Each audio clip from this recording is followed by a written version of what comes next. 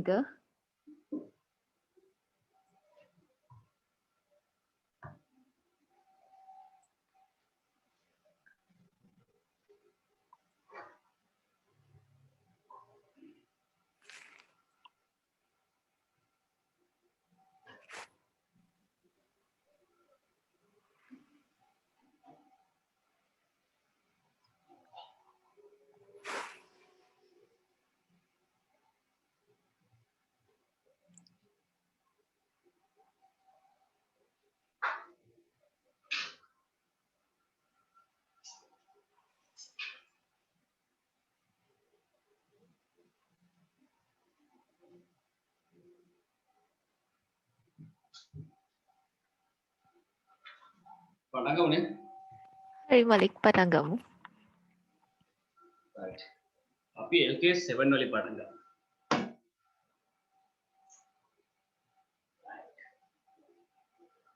LKS 7 cash flow statements. කට්ටිය මේක කරලානේ තියෙන්නේ නේ. හොඳ slides එක කට්ටිය මුලින් go through කරන්න ඇතිනේ. සහ advanced level වලදී කරපු standard එකක් අලුත් දෙයක් නෙමෙයි. මම හිතන terms වල වෙන්නේ නැති ලොකු ප්‍රශ්නයක් ඇත්තේ. So we'll see. So cash flow statement කියන එකට ආවම so what do you mean by cash flow statement? මුලින්ම දැනගන්න ඕනේ මොකද්ද cash flow statement එකක් කියන්නේ. So it's like this. Make a financial statement. මොනවාද මේ financial statement එකෙන් අපිට කියන්නේ? cash flows. Cash flows.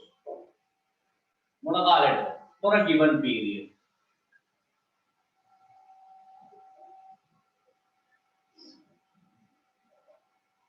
For a given period. වැඩේ තව ලේසි වෙන්න. මේක cash flows කරනවා cash flows.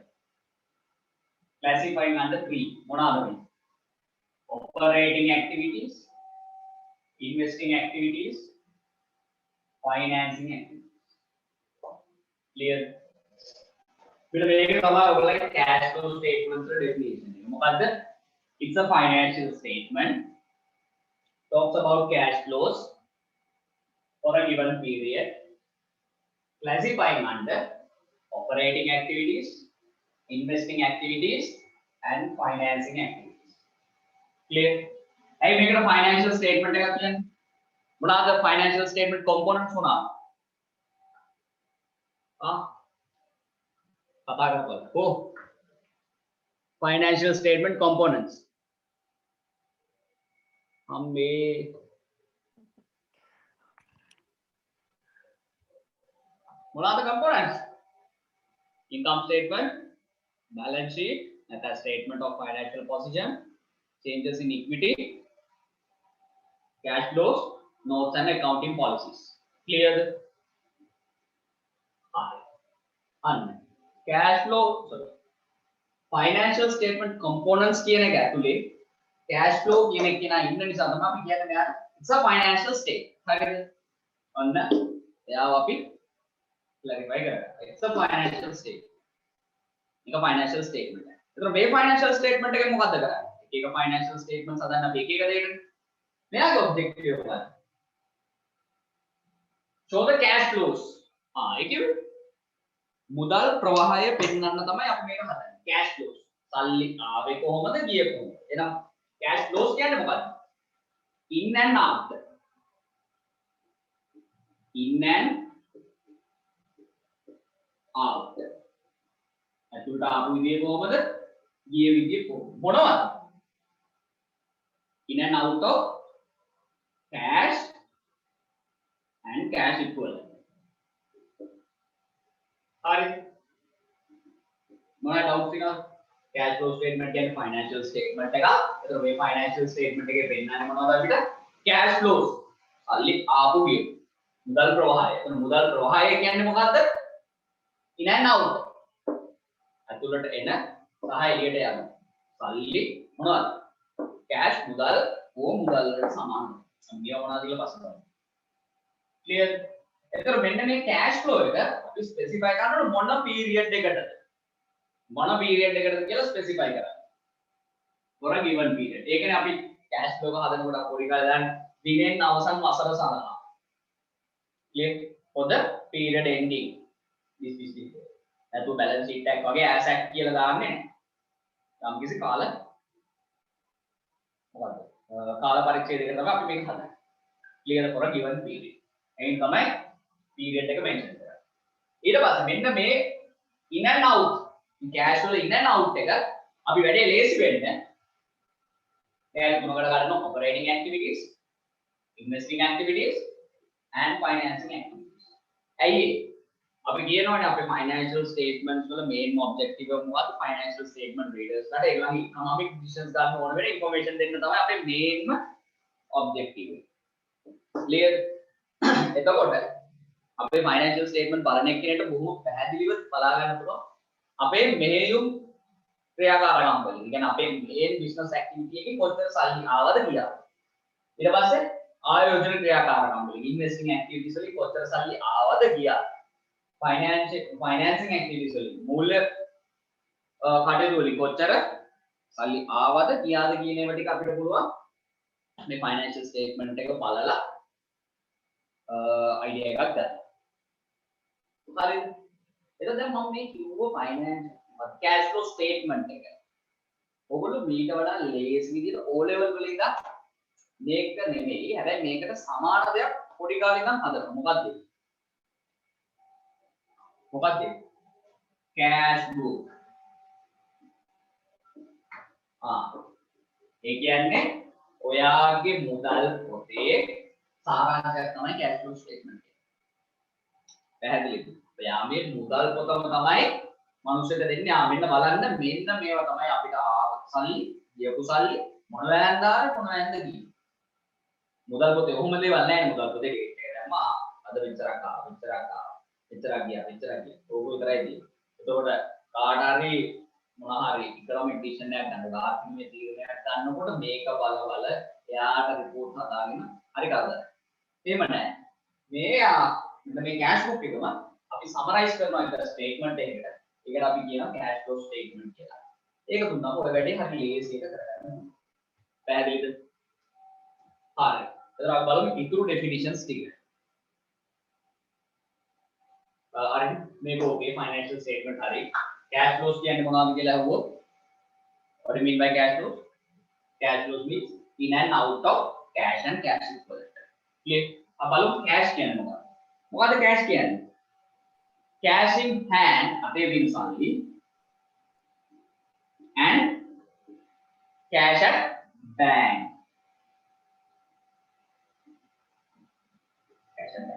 cash in hand අපේ තියෙන සල්ලි නැත්නම් අපේ මුදල් බැංකුවේ මුදල් පැහැදිලිද that's called cash what is the cash equivalent මුදල් වලට සමාන දෙයක් මොනවාද අපි example එකකින් බලන්න මොකක්ද හොඳම example එක අපි ගමු savings account ඉතුරුම් ගිණුම අන්න ඒකේ තියෙනවා අපි කියනවා cash equivalent කියලා. ඇයි මේක කියන්නේ? බලන්න මේ කියන features ටික ඔය මම කිව්ව example එකේ තියෙනවා. short term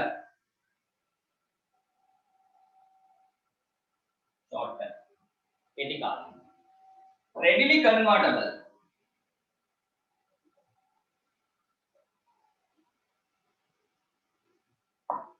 convertible කියන්නේ ඕනම වෙලාවක ඒක මුදල් බවට පත් කරගන්න පුළුවන් හැකියාවක් තියෙනවා. හරි සේවිං account එකේ ඒක කිව්වොත් ඒකම තියෙනවා. short term කෙටි කාලය. මොකද අපි අවුරුදු 5කට විතර තියෙන සල්ලි ගිහලා සේවිං account එකේම දාන්නේ නැහැ නේද? අපි එදා අපේ වැඩ කටයුතු වලට ඕන කරන සල්ලි තමයි අපි සේවිං account එකේ දාන්නේ. right that's why it's called short term. ඊට පස්සේ readily convertible. ඕනම වෙලාවක ඔයාලට පුළුවන් මේක cash කරගන්න. right ඕනම වෙලාවක ඔයාලට පුළුවන් මේක cash කරගන්න. readily convertible. Readily convertible to what? Known amount of cash. Known amount. Again, ඔයාගේ එනවා හරි saving account කියලා මාසයක් ගන්න. You can take it. ඔයාලා ගිහලා අරන් එන්න පුළුවන්.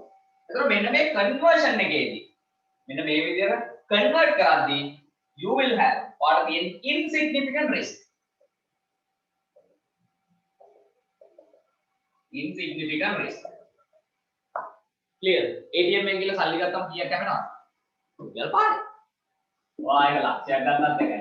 රුපියල් 10000ක් ගත්තත් එකයි. රුපියල් 20000ක් ගත්තත් ඔයාගේ කැපෙන්නේ රුපියල් 5යි. Insignificant.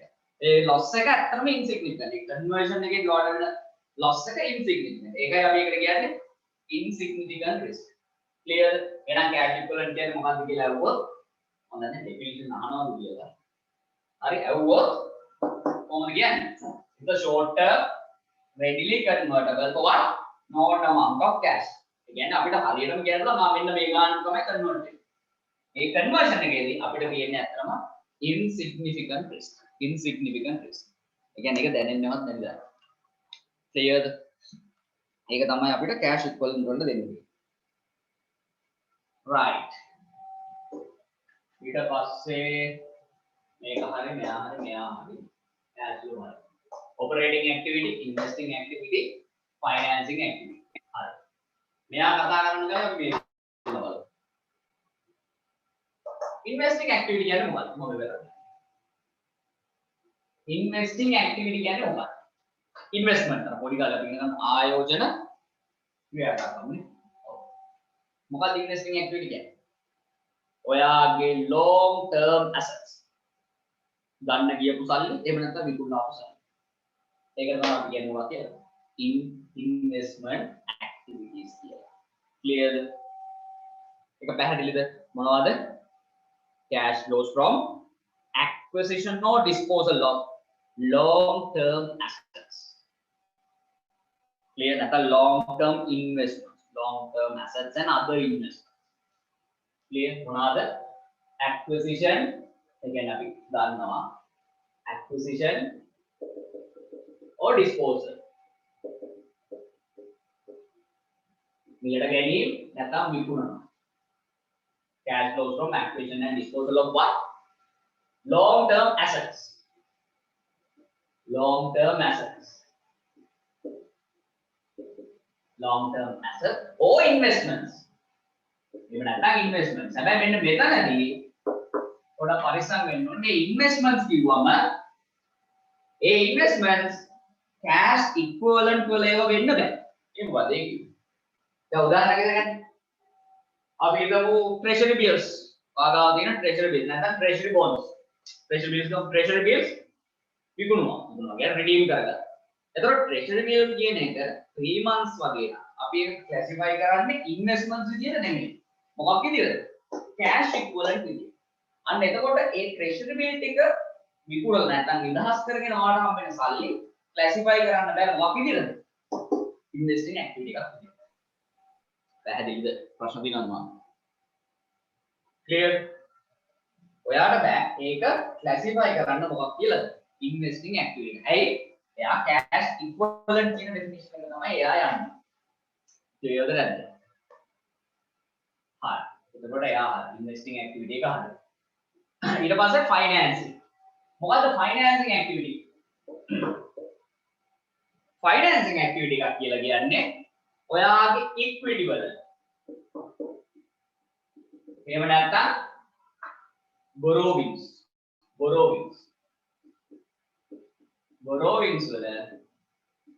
මොනවාද? size එකට හරියි නැත්නම් composition එකට hit වෙන activities. ඒ මොකද ඒක? equity හරි borrowings හරි. ආ business එකේ තියෙන equity එක මොකද? අපි දන්නවා business එකක් ගත්තාම ඔය balance sheet එක ගත්තොත් balance sheet එකේ වාගේ තියෙනවා මේ පැත්තේ assets තියෙනවා, මේ පැත්තේ equity තියෙනවා, මේ පැත්තේ liabilities තියෙනවා. එතකොට මේ balance sheet එකේ simply කියන්නේ මොකද්ද? ඔයාගේ මෙන්න මේ තියෙන assets ටික ගත්තේ equity වලින් කොච්චරද? liabilities වලින් කොච්චරද? තව ඉතින් කියන capital structure එක කොහොමද? clear? අපි හිතමු ඔයා motor bike එකක් ගන්නවා කියලා. එතකොට ඔයා ඉතුරු කරගත්ත යම් කිසි මුදලක් එක්ක lease එකක් ගන්නවා. clear? එහෙනම් ඔයා ගාව තියෙන සල්ලි වලට අපි කියන equity කියලා, පිටින් ගත්ත එක අපි කියනවා liability කියලා. කොහොම වුණත් ඔයා ගාව තියෙන asset එකක් හැදෙන්නේ මෙන්න මේ financing sources වලින් විතරයි. මේ හැර වෙන කිසිම දෙයක් තියනවද? ඔයා ඔය කියන ඕන bank loan, leasing, property එකක් විකුණලා ගන්න ඕන එකක් මේ දෙන්නගෙන් එක්කෙනෙක්ට තමයි වැටෙන්නේ. මේ දෙන්න හැර වෙනක් financing sources නැහැ. එහෙනම් financing activities වල simply කියන්නේ මෙන්න මේ combination එක. නැත්නම් වාගේ composition එකට. size එකට වෙන්න පුළුවන්. ඒ කියන්නේ equity අපි කියමු මෙතන 1000, මෙතන 1000. හරි. ඒතකොට වාගේ total assets 2000 පැහැදිලි එතකොට composition එක කොහොමද 50-50 50% equity 50% liability ඔනවා composition අපි හිතමු මේ වගේ වෙලාවක තව asset එකක් ගන්න loan එකක් ගත්තා another 1000 තව 1000 අන්න මොකද වෙන්නේ දැන් equity තියෙන්නේ 1000යි liabilities 2000යි අන්න composition එක මාර වෙනවා නේද මෙයා 33 වෙනවා මෙයා 66 වෙනවා clear size එකක් වෙනස් වුණා composition එක නම් වෙනස් වුන්නේ නැහැ මොකද composition එක වාගේ capital structure එකේ මොනවාද හැදලා තියෙන්නේ equity liability දෙකේම හැදලා තියෙන්නේ ඒතර ඒකේ වෙනසක් නැහැ but size එක වෙනස් වෙනවා එහෙනම් අන්න ඒ වගේ activities අපි දානවා පහට financing activities වලට financing activities වලට activities which will hit on your equity size or the composition of equity or the borrowing size and composition of equity over borrowings clear ඊට පස්සේ අන්තිම activity එක හැබැයි ඒක තමයි මුලින්ම කතා කරන්නේ but මම කතා කරන්නේ අන්තිමට ඇයි operating activities කියන්නේ principal revenue generating activity ඒ කියන්නේ ඔයා stationery shop එකක් නම් කරන් යන්නේ ඔයාගේ principal revenue generating activity එක මොකක්ද පොත්පත් විකුණලා එන සල්ලි කාර් සේල් එක නම් කාර් විකුණලා එන සල්ලි කේක් කඩයක් නම් කේක් විකුණලා එන සල්ලි so that is called principal revenue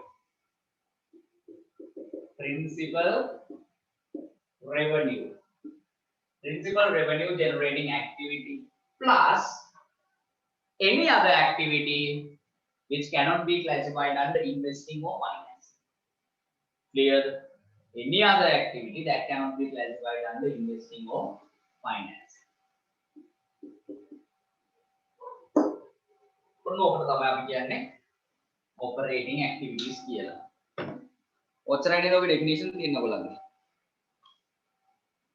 yes හරිනේ අපි කොහොමද කතා කරන්නේ so case 7 cash flow statement මොකද cash flow statement එකක් කියන්නේ කවුරු හවුවොත් financial statement එකක් shows what cash flows for a given period classified under operating investing and finance number 1 ඊට පස්සේ මේ එකින් එකට term ඇයි මේකට financial statement එකක් කිව්වේ components of financial statements ගත්තම components පහක් තියෙනවා comprehensive income balance sheet cash flow changes in equity accounting policies and notes and accounting policies එතකොට ඒ කිව්ව components වල එකක් තමයි මෙයා ඒක තමයි ආපු financial statement එක කියලා කිව්වේ එතකොට cash flows කියලා කිව්වේ මොනවාද in and out of cash and cash equivalent සල්ලි ඇතුළට ආපු ගියපු අනේ activities cash කිව්වේ අතේ තියෙන සල්ලි සහ බැංකුවේ තියෙන සල්ලි cash equivalent කිව්වේ example එකක් වුණා savings account එහෙනම් saving account එකේ තියෙන features ටික බලන්න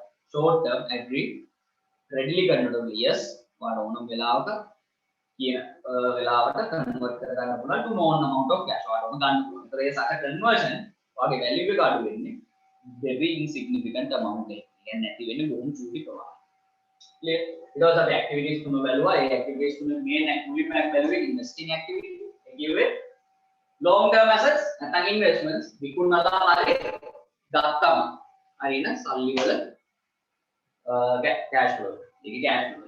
financing කියලා කිව්වේ ඔයාගේ equity නැත්නම් borrowings. ඔයාගේම සල්ලි වලට නැත්නම් අනුන්ගෙන් ගත්ත සල්ලි වල size එකට හරි composition එකට හරි වෙනසක් වෙනවා නම් financing activities. operating activities කියලා කිව්වේ principal revenue generating activities. ඔයාගේ main business activity එක මොකද්ද? ඒකෙන් එන සල්ලි කීයද? අන්න ඒක හෝ මේ දෙක ඇතුළට දාන්න බැරි activities අපි දානවා operating activities වලට. මේක clearද? මොනවා හරි ප්‍රශ්න තියෙනවද?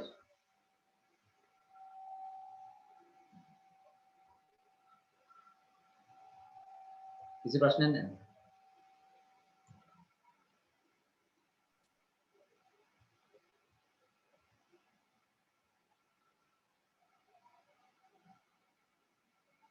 प्रश्न है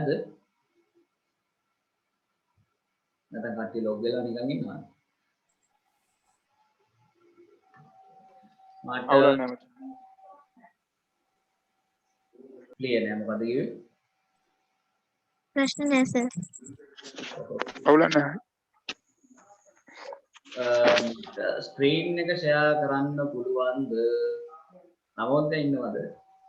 ඕ screen එක මට share කරන්න host දෙනවා. හරි මං කරන්නම්.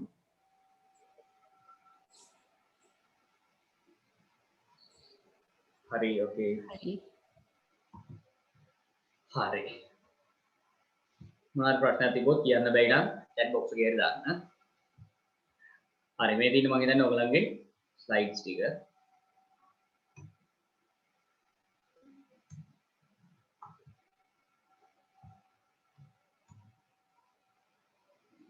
Learning outcomes over and never. Right. Objective. The aim of LK7 is to provide information to the users of financial statement about ability of entity to generate cash and cash equivalent.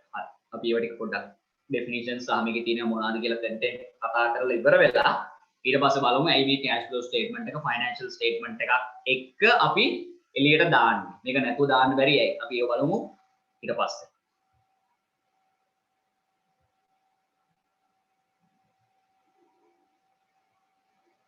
composition කියන එක පොඩ්ඩක් කියන්න. composition කියන්නේ මොකක්ද? මේ composition එක කියලා කියන්නේ ඔය combination එක කොහොමද ඇදලා තියෙන්නේ? මේ ප්‍රශ්නයක් අහපු එකට උත්තර දෙන්නේ. මම කියවල දැන් අපි පොඩි මේකනේ accounting equation තමයි. accounting equation එක කොහොමද හැදෙන්නේ? assets equals equity plus liabilities. ඔකනේ balance sheet equation එක කියන්නේ නේ. වෙන්නේ නැද්ද?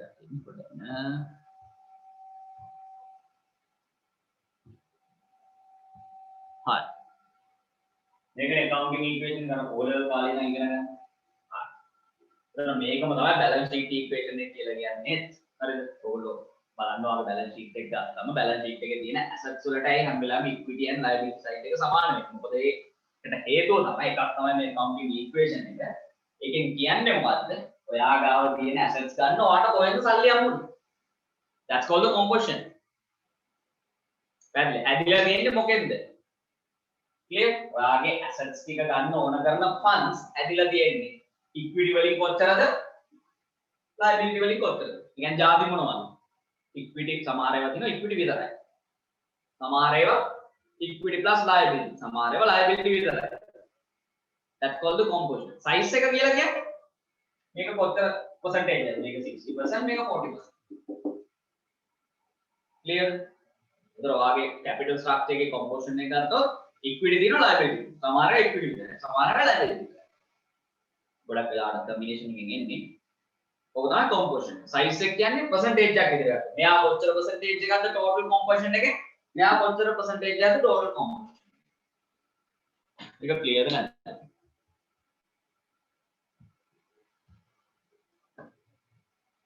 හරිද? නැත්නම් තාමත් නැද්ද? හරිනේ? ඕකේ. ඊට පස්සේ අපි ආපහු යමු ඔයගලන්ගේ presentation එකට. Definitions. Cash comprises of cash on hand and demand deposits. Demand deposits කියන්නේ ඉල්ලුම් තැන්පතු. තව විදිහකින් කියනවා current accounts වල තියෙන සල්ලි. සල්ලව ගත්තොත් bank එකේ තියෙන සල්ලි. Cash equivalency, short term, highly liquid. ඒ වචනේ මිස් වුණා. Highly liquid, short term, highly liquid. Right? Highly liquid කියන්නේ ද්‍රවශීලතාවයෙන් වැඩි. Right? Highly liquid, readily convertible to known amount of cash, and in such a conversion you have very insignificant risk. Very insignificant risk. Click. Sorry guys, මේ කාම වුණා. Highly liquid කියන එක. ඒක ඔයගොල්ලන්ගේ note එකේ update කරගන්න මතකයි. Short term, highly liquid. ඊට පස්සේ cash flows. Inflows and outflows of cash and cash equivalent. In and out, cash and cash equivalent. එකක් හරි definition එක.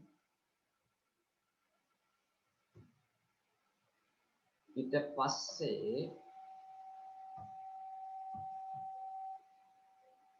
classification of activities, principal revenue producing activities, and those are not investing or financing. So you can say operating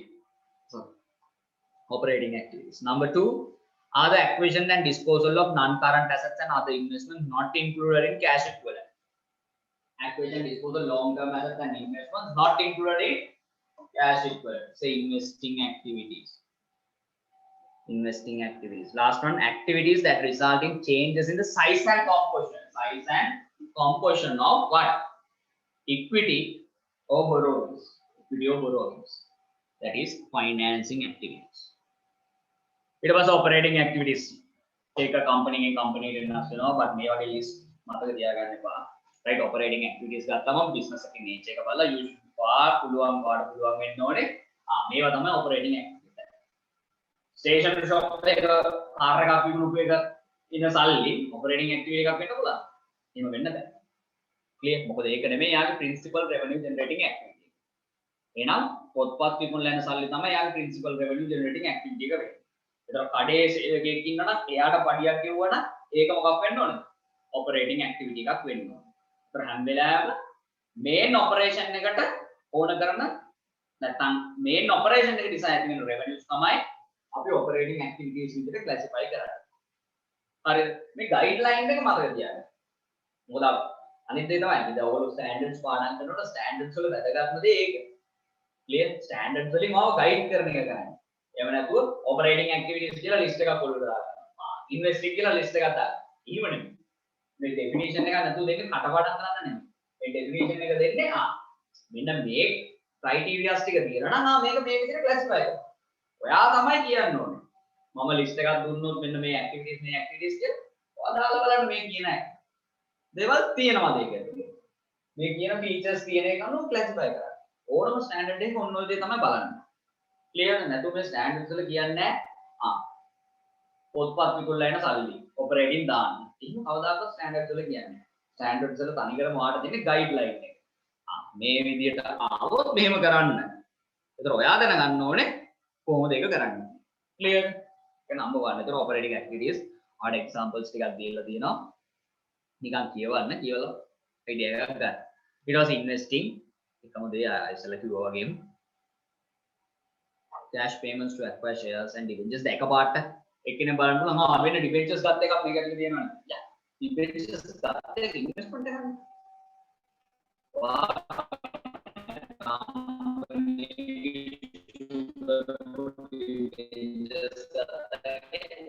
අනෝ investment investment ණය කියන ඒවා දැක්ක ගමන් ඊළඟ අතරිනවා මේක investment finance නෑ හරියට කියවන්න debentures මොකද්ද කරලා තියෙන්නේ debenture issue කරලා සල්ලි ගත්තද නැත්නම් වෙන කම්පැනි එකක debentures ගත්තද වෙන කම්පැනි එකක debentures ගත්තා නම් ඒක investing ඔයාගේ කම්පැනි debentures issue කරලා සල්ලි ආවා නම් that is finance clear so හරියට ඒක කියවන්න financing activities අර වගේ examples හරි මේ ටික ඕකේද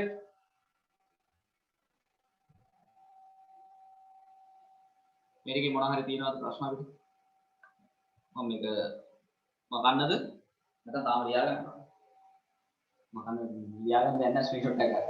හරිනේ. හරි. අපි ඊට පස්සේ බලමු ප්‍රසන්ටේෂන් එක. cash flow statements කොහොමද අපි ප්‍රසන්ට් කරන්නේ? next important. මකනවා.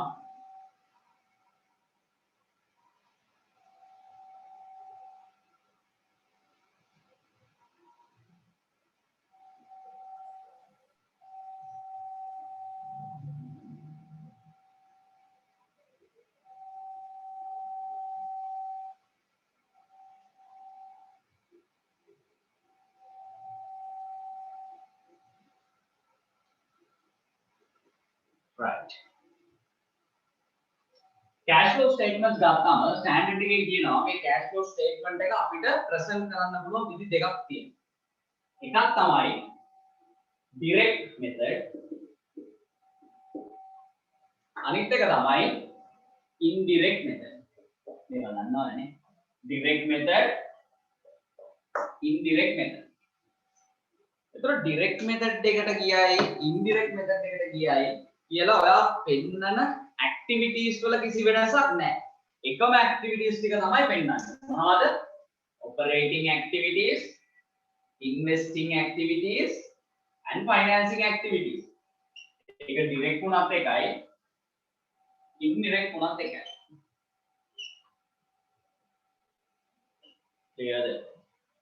මොන method එකකට ගියත් මේ activities ටික තමයි පෙන්නන්නේ.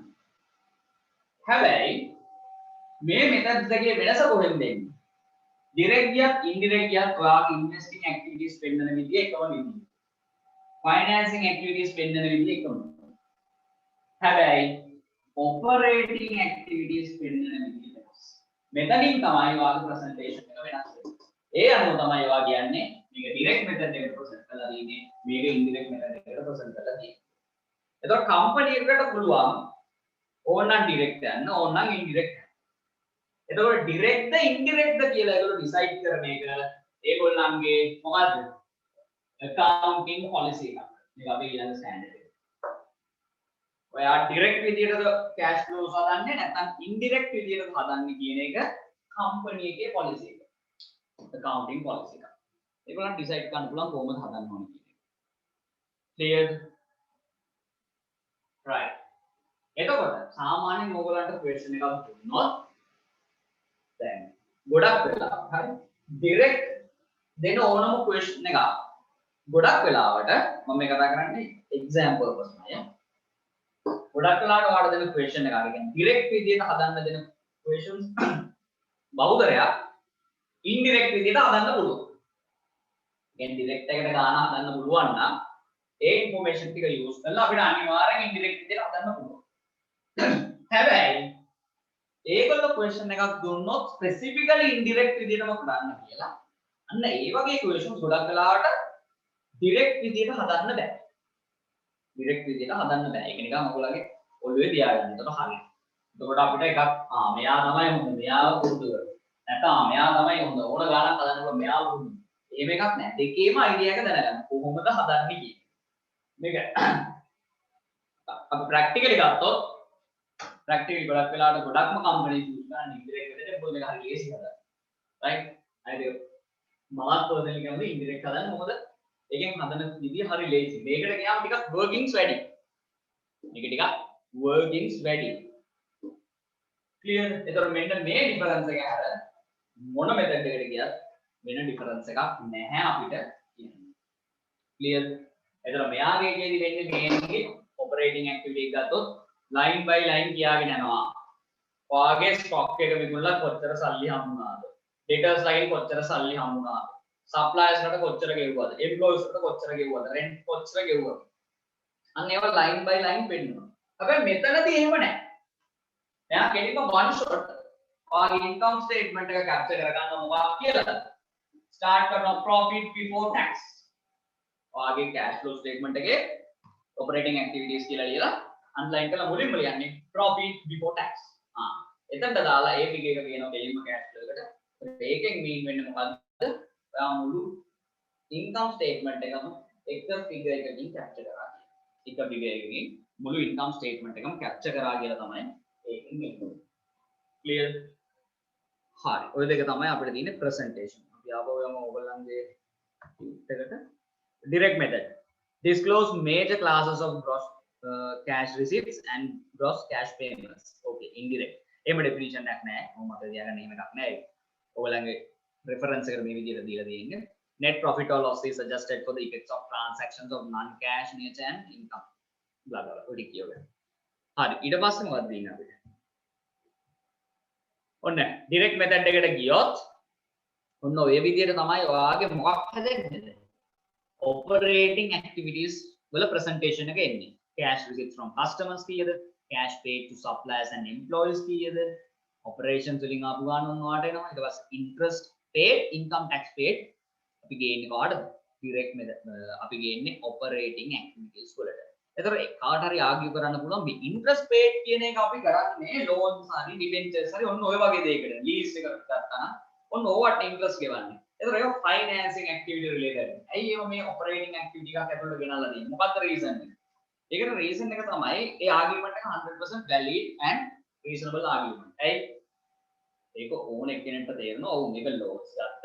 එහෙමත් නැත්නම් lease එකක් ගත්තා නම් lease එකට කියවපු interest එකක්. ඊළඟ එක අනිවාර්යෙන් එන්න ඕනේ financing. ඇයි? ඔයාගේ composition එකට තමයි කියන්නේ. borrowings. අන්න ඒ පැත්තට තමයි ඒක බලපාන්නේ. හැබැයි මෙතනදී අපි මේක operating activities වලට දාන්න හේතුව තමයි අපි assume කරනවා ගොඩක් වෙලාවට business එකක් ගත්තොත් 100% අර මම කියවනේ සමහර විට අපේ composition එකේ equity විතරක් තියෙනවා. සමහරට liability විතරක් තියෙනවා. but practically මේ දෙකේම combination එකක් තමයි ගොඩක් වෙලාවට දකින්නේ. ඒතර අපි assume කරනවා කොහොමද business එකක් කරන් යනකොට අපිට loans නැතුව business එකක් කරන් යනවා කියන වැඩේ හරි අමාරු වැඩක්. ඒ කියන්නේ කරන්න බෑ වගේ. අන්න ඒ නිසා අපි assume කරනවා loan එකක් ඕනේ business එක කරගෙන යන්න. අන්න එහෙනම් ඒ interest payment එක අපි කරන්නේ ඇයි මේ business එක run කරගන්න. අන්න ඒ assumption එක මතින් නම් තමයි අපි මේ interest paid එක operating activities වලට ගෙනල්ලා දාන්නේ. හැබැයි කවුරු හරි ඒක classify කරනවා නම් financing activities වල කාටවත් කියන්න බෑ මේක වැරදි කියලා. ඇයි? අපි definition එකට යන්න පුළුවන්. clear?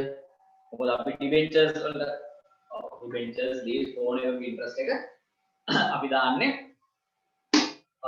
investing activities sorry operating activities වල. ඒතර ඒ තව එක්කෙනෙක් ආගියුමන්ට් එක ගේන්න පුළුවන්. ඒ කියන්නේ කවුරු හරි කියනවා නෑ නෑ ඒක දාන්න බෑ මේකමයි දාන්න ඕනේ කියලා. ඒතර අපිට counter attack එකක් දෙන්න පුළුවන් බලන්න. dividends ගෙවුවොත් අපි dividends ගෙවන්නේ කාටද? ඔව් shareholders ට. ඒ කියන්නේ කවුරු හරි කෙනෙක් equity holders ට. equity holders ලාට දෙන return එක තමයි dividends කියන්නේ. loan දුන්නාට දෙන return එක තමයි interest එක කියන්නේ.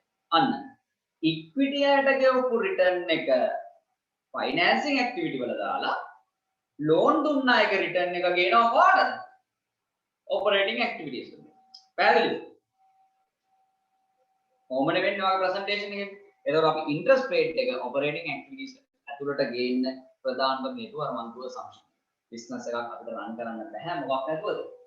loan එකක් නැතුව. ඒකෝට අන්න ඒ නිසා තමයි අපි ඒක ගේන්නේ operating activities ඇතුළට. clearද? right.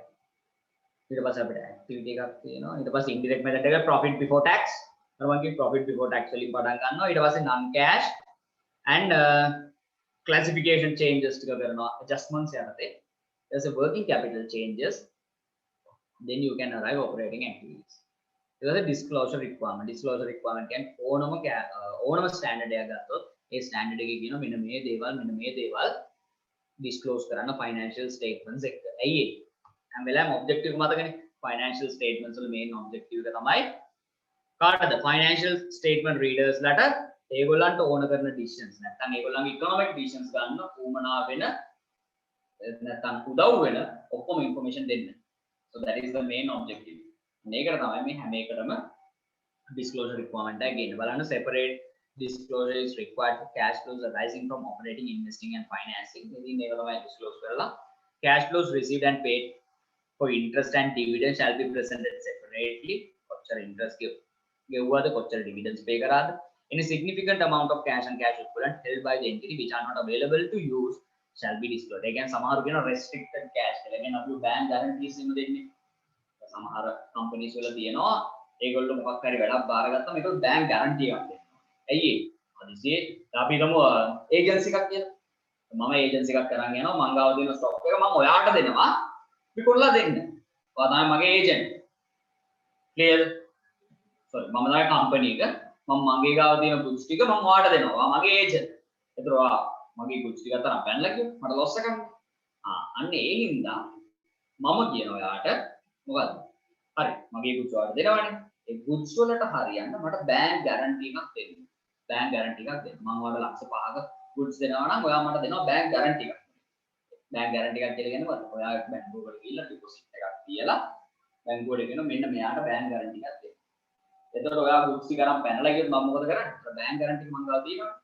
මම bank එකෙන් ගිහිල්ලා ඒක දීලා cash ටික ගන්න පුළුවන්. ඔයා මෙන්න මේ වගේ දෙයක් කරා කියන එක ඔප්පු කරලා. cleared? that's called restricted. highly liquid කියන එකේ readily convertible කියන එකේ වෙනස මොකක්ද? highly liquid කියලා කියන්නේ ද්‍රවශීලතාවයෙන් ඉහළ කියන එක. readily convertible කියන්නේ ඕනම වෙලාවක අපිට cash කරගන්න පුළුවන් කියන එක. දැන් highly liquid ගත්තොත් අපි ගමු saving account එකට මම ගත්තේ. දැන් ඒක ගත්තොත් ද්‍රවශීලතාවයෙන් වැඩි. වැඩි කියන්නේ වැඩිම වගේ. cash වලට වඩා පොඩ්ඩයි අඩු. සහ ඕනම වෙලාවක cash කරගන්න පුළුවන්. අපි තව example එකක් ගමු. අපි ගමු treasury bill කියන එක. මාස 3ක treasury bills. ඒකත් highly liquid. highly liquid කියන මාස 3ක cash කරගන්න පුළුවන්. හැබැයි ඕනම වෙලාවක cash කරගන්න බෑ. readily convertible. ඒ කියන්නේ ඕගොල්ලෝ exam එකට යන්න readily available. ඕන වෙලාවක ඉන්නවා. දැන් ඔයාලා date දුන්නාන් පස්සේ අර ඔයගොල්ලෝ දැන් පිටික දාගෙන එතකොට පාඩම් කරලා ඔක්කොම කරලා readily available. මොකටද? exam එක ලියන්න ඕන වෙලාවක ready වෙලා ඉන්න. ඒ වගේ තමයි. මෙයාව cash කරගන්න ඕනම වෙලාවක පුළුවන්. සහ liquidity එකෙන් liquidity එකෙන් cash කරගන්න තියෙන ability එක. ඒක ගොඩක් වැඩි. clear? treasury bonds දනවා. treasury bills මාස 3 treasury bills ගත්තොත් ඒවා highly liquid තමයි. හැබැයි readily convertible කියලා කියන එක ටිකක් අමාරුයි. මාස 3ක් වගේ කාලයක් යනවා. clear? highly liquid readily convertible. clear? high liquid assets. liquidity ගොඩක් වැඩි කියන තමයි high liquid කියන්නේ. readily convertible කියන්නේ ඕනම වෙලාවක වල cash ඕනම වෙලාවක cash කරගන්න පුළුවන් හැකියාව. හරි. ඒ කියන්නේ high liquid එකත් එක්කම යන වචනයක් තමයි readily convertible කියන්නේ. හරි. ඒ දෙකම එකතු වෙන ඉන්නනේ අපි cash equivalent කියලා කියන්නේ. highly liquid readily convertible. high liquid assets. ඒවා readily convert කරගන්න පුළුවන්. right? motor vehicle එකක් වගේ ගත්තොත් liquid තමයි but readily convertible. ආට ඕන වෙච්ච ගමන් මේක cash කරගන්න බෑ. liquid. ආට ඕන ගමන් cash කරගන්න බෑ. ඔන්න ඔබ කතන්දරේ. right. ඊට පස්සේ disclosure requirement එක මෙච්චරයි තියෙන්නේ ටියුට් මට හම්බෙච්ච මොනවාරි questions කරාද ඔයගොල්ලෝ මොන වගේ ඒවා දෙනවද exam එකට ඒ මොකුත් නැහැ මේකෙන් එන්නේ නැහැ කොහොමද exam එක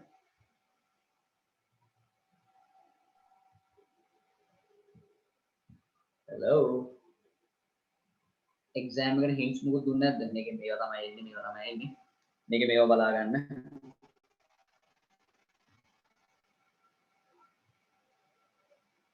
එහෙම මොකුත් නැද්ද නැත්නම් මේක කරේම නැද්ද මේක කරා නේද අයියෝ කො කළා සර්. කරා කලා කිව්වේ නෑ විශේෂ මොනවද කිව්වේ? වෙන්න කියලා. ගණන් ඇදුවද ඔව් ගානක් ඇදුවා. සර්. ආදපු ගාන මේකේ තියෙනවද අර මම පව් කරන් ආපු ගාන හැදුවේ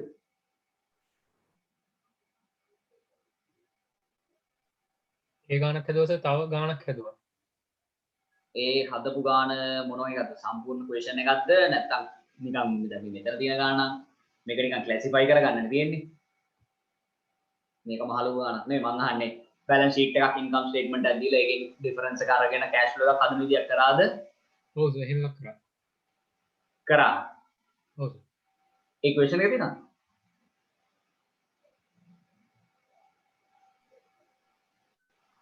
ඒක ආපහු කරන්න ඕනේද නැත්නම් ඊළඟ එකට යන්න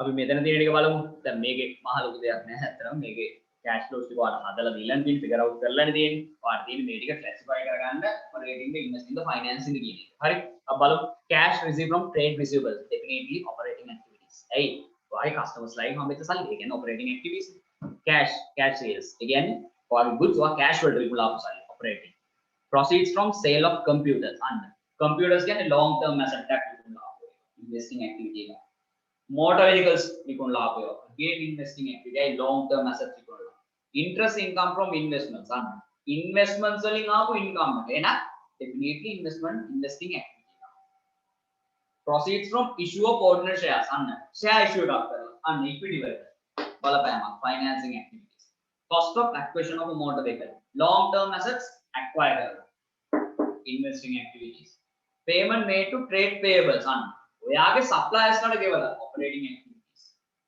admin expenses operating activities අය ඔයාගේ day to day business operation එක කරන් day to day business operation එක කරගෙන යන්න ඕන වෙන expenses admin cash purchases again සල්ලි වලට ගත්ත goods stock එක operating activities income tax paid අන්න tax ගෙවුව operating tax ගෙවුව නැත්නම් business එක කරන්න වෙන්නේ නැහැ එහෙනම් ඒක main activity operating interest paid to bank loans again operating debenture interest paid again operating dividends paid අන්න දැකලා equity redemption of debentures ඔයා ගත්ත debentures redeem කරලා නිදහස් කරලා එහෙනම් equity repayment of bank loan equity නෙමෙයි කලින් එක financing නා equity and borrowings වලට equity financing repayment of bank loans financing last one investments that is investing activities that is investing activities. ඒක ඔය ටික ගන්නව ලස්සනට මේක chart එකක් ගහලා හදාගන්න. Proposed dividend cash flow statement වලට එනවද? So what do you mean by proposed dividends? යෝජිත ලාභාංශ. වැදගත් දේ මේකේ නම මොකද? cash flow statement. කවුරු හරි කිව්වොත් අපි මෙයාට ගෙවන්න ඕනේ. cash වලට හිටනවද? cash වලට හිටනවද? මම කියනවා ඔයගොල්ලෝ හැමෝම මෙන්න මේ ගාන ගෙවන්න ඕන මම. ආයෙම කිව්ව පළියට ඔයගොල්ලන්ගේ පොකට් එකට හිටනවා. නෑ කිසිම හිට එකක් නෑ. ගම් ප්‍රොපෝස් කරනවා විතරයි. cash flows වලට ඇත්තටම හිටෙන්නේ නෑ. එහෙනම් propose dividend දෙන්න පුළුවන්ද? propose dividend දෙන්න බෑ. obvious. එන්න පුළුවන් interim dividends විතරයි. ඒ කියන්නේ අතුරු ලාභාංශ. ඔයාගේ financial period එකේ ඇත්තටම ගෙවුවා නම් සල්ලි වලින් ඒක තමයි එන්න පුළුවන්. අපි cash book එකට දානවද නිකන් ගෙවන්න කියන දේවල්? අන්න ඒ logic එකකින් හිතන්න. එන්නේ නැහැ. clear දෙක? right. එතකොට cash flow statement එක මතක තියාගන්න අපි හදන්නේ cash basis. අනිත් ඔයාගේ financial statement components හදන්නේ accrual basis. හරිද? එතන ඔන්න ඔක තමයි main difference එක. එතකොට මේකට ගේන්නේ අපි අනිවාර්යයෙන්ම cash වලින් ගෙවපු ඒවා තමයි. හරිද? ගෙවුවා නැත්නම් සල්ලි වලින් හම්බෙච්ච. අපිට වැඩක් නැහැ අර පීරියඩ් එකකට මේ පීරියඩ් එකකට කියලා. සල්ලි වලින් හම්බෙන්න ඕන. ඊළඟ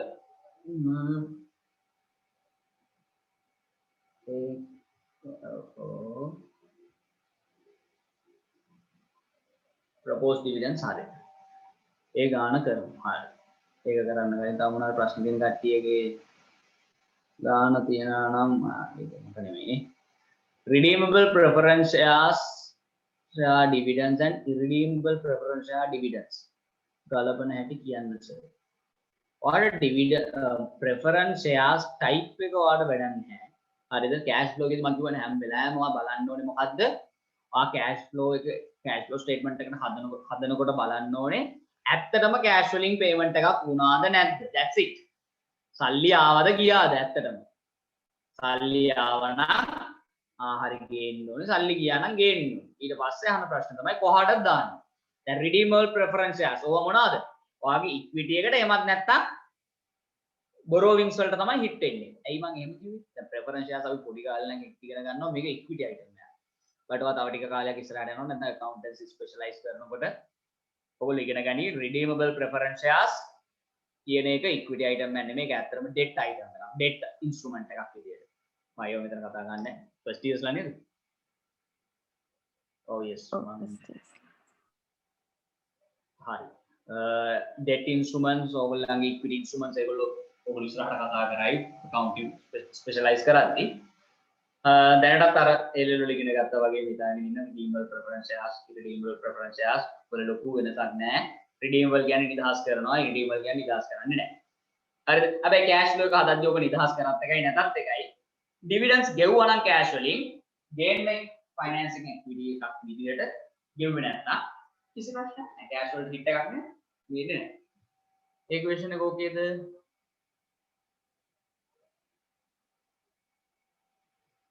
any issues? සාමාන්‍ය ප්‍රශ්න දෙනවද ඒක නෑ නේද? ඊළඟ ප්‍රශ්නේ ඊළඟට තියෙන්නේ මොකද්ද?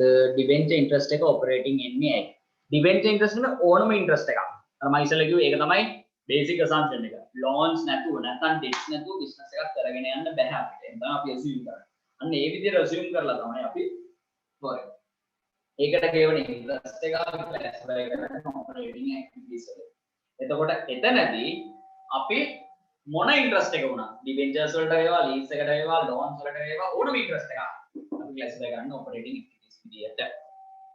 redemption of debentures කියන්නේ financial activity වල outflow එකක්. yes redemption කියන්නේ නිදහස් කරනවා. bank loan එකක් settle කරනවා කියන්නේ අන්න ඒ විදිහටම තමයි debentures වලට දෙන වචනේ තමයි redeem කරනවා. නිදහස් කරනවා. නිදහස් කළ හැකි ණය කර. දැන් අපි ණය කර ටික නිදහස් කරා නම් මොකද වෙන්නේ? නිකන් නිදහස් කරන්න පුළුවන්. අනේ මේ අපිට මේ සල්ලි නෑ ගෙවන්න. ඔය ටික නිදහස් කළා. එහෙම කිව්වට කරනවා නෑ. මොකද කරන්නේ? cash වලින් pay කරන්න. අන්න cash වලින් pay කරා නම් outflow එකක් මොන outflow එකක්ද ඊළඟ ප්‍රශ්නේ? financing activity. ඇයි? ඔයාගේ debts වල composition එකට තමයි මේක hit වෙන්නේ. නේද? අපි දානවා ඒක financing activity එකක් කියලා. හරි. තව මොනවද ප්‍රශ්න තියෙන්නේ?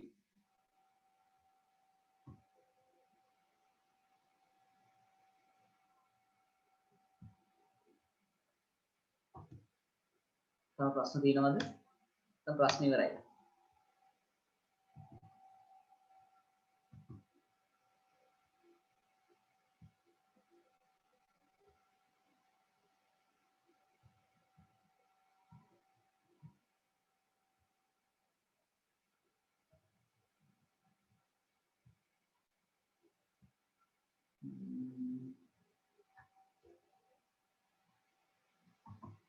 cash flow ගාන දාලා දෙනවා බලමු මොනවද කියන්නේ.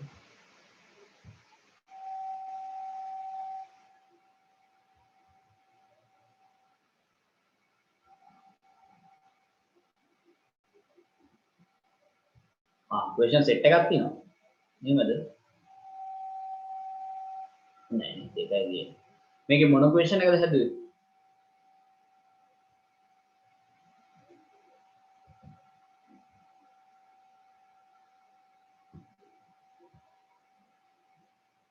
දෙක තුනම හැදුවද?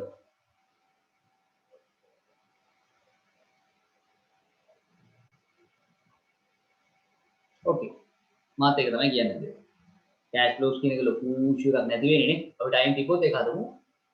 අපි ඊට පස්සේ කතා කරමු LKS 8. LKS 8 කතා කරමු. මේ මොකද ඕකේ. cash flow ගන්න කොට දාගන්න පුළුවන්ද? පුළුවන් වෙන්නේ.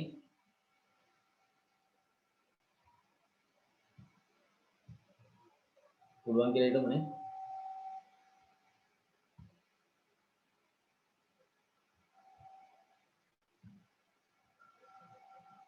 හරි. එතකොට මම කියවනේ අර ඇඩිෂනල් දෙයක් මම කියන්නම් මොනවාද? ඇයි මේ cash flow statement එක අපි ගේන්නේ?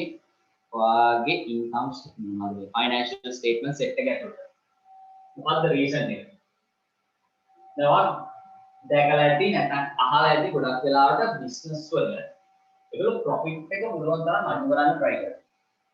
ඇයි ඒ manipulate කරන්න පුළුවන් profit එක එක එක නාම ප්‍රකාර expenses ගෙනල්ලා සහ main object එක tax එක නොගෙවා ඉන්න. මොන වැඩේට අපේ කට්ටිය හරි දක්ෂයි. ඒ නිසා අපේ කට්ටිය මොකද පුළුවන් තරම් profit එක manipulate කරන්න තමයි බලන්නේ. ඒක වෙනම කතාවක්. එතකොට මේ cash flow statement එක ඇයි අපි financial statements වලට දාන්නේ?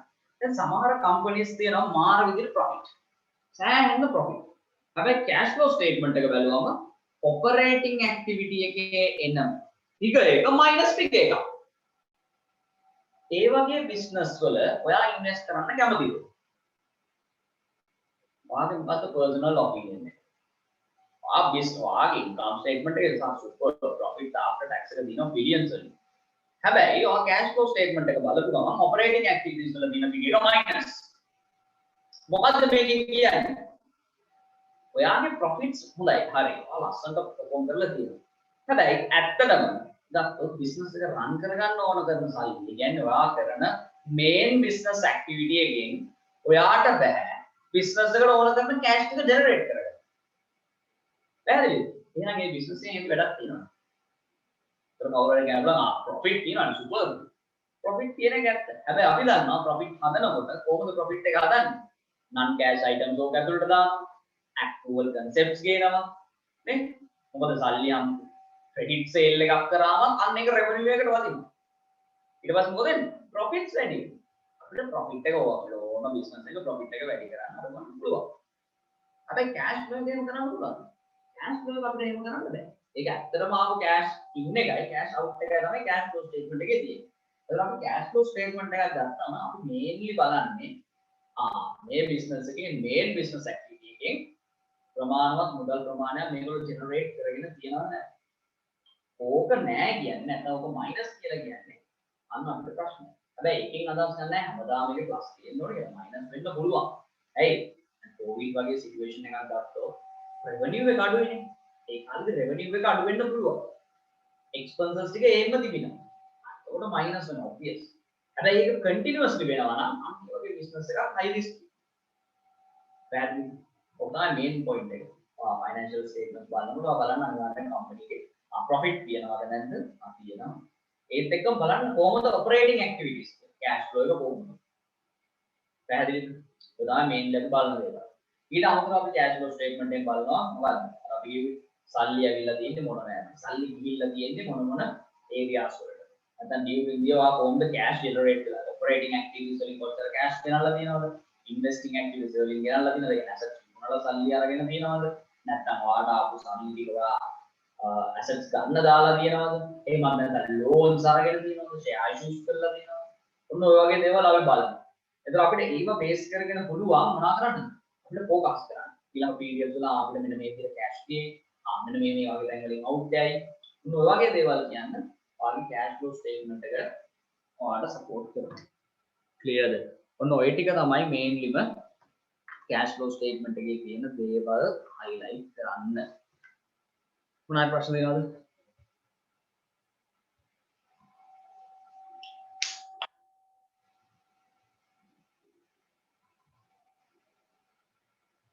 questions නැති වෙන්නේ නේද? LKS 8 වලට යන්න.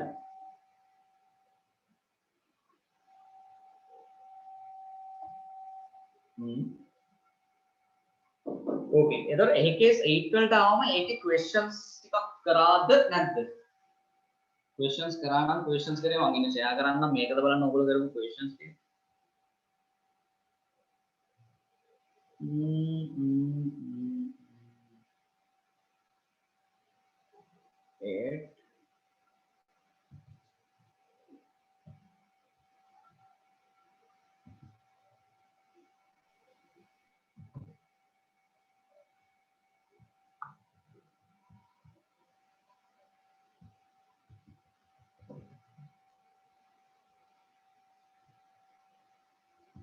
මේකද කරපු questions ටික.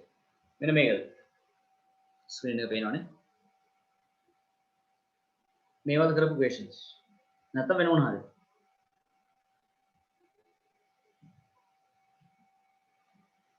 නැත්නම් එහෙම මොකුත්ම කරේ නැද්ද?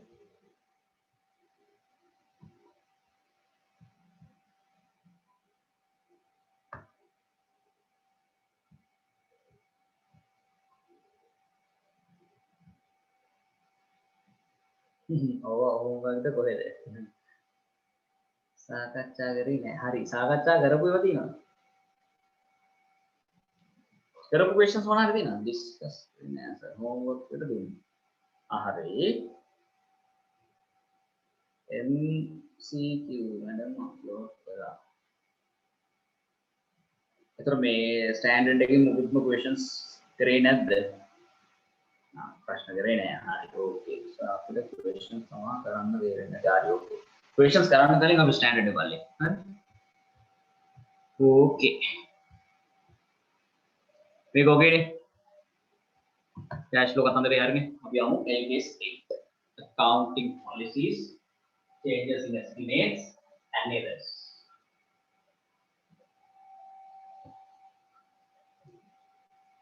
මේ ඔයගොල්ලෝ පේපර් එක කොහොමද දෙන්නේ? MCQ දෙන්නේ නැත්නම් මේ ලොකු questions මොනවා හරි තියෙනවද? කොහොමද දෙන්නේ?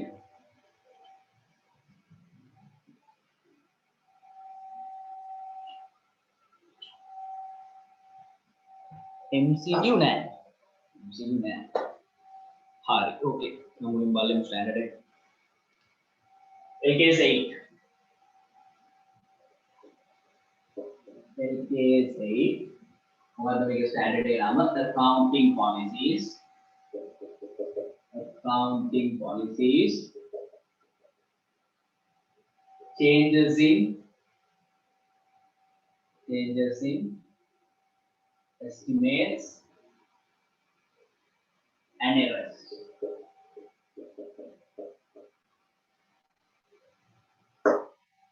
මේක මොකක්ද ඔක්කොම කියනවා තේරෙන්නේ නැත්නම්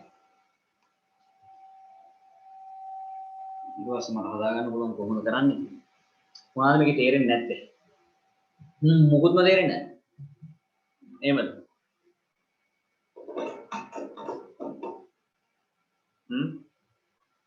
මේක මොනවද තේරෙන්නේ නැත්තේ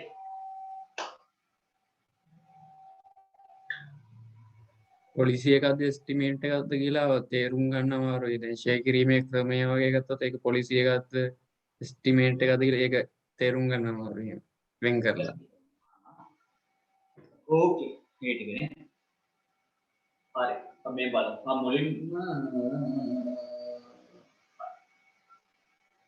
මේ ස්ටෑන්ඩඩ් එක ගත්තාම මේ ස්ටෑන්ඩඩ් එකක් මම හිතන්නේ මේ ඇඩ්වාන්ස් ලෙවල් වල තියෙනවා. but definitions ඔයගේ බේසික් දේවල් ටික තමයි අපි කතා කරන්නේ.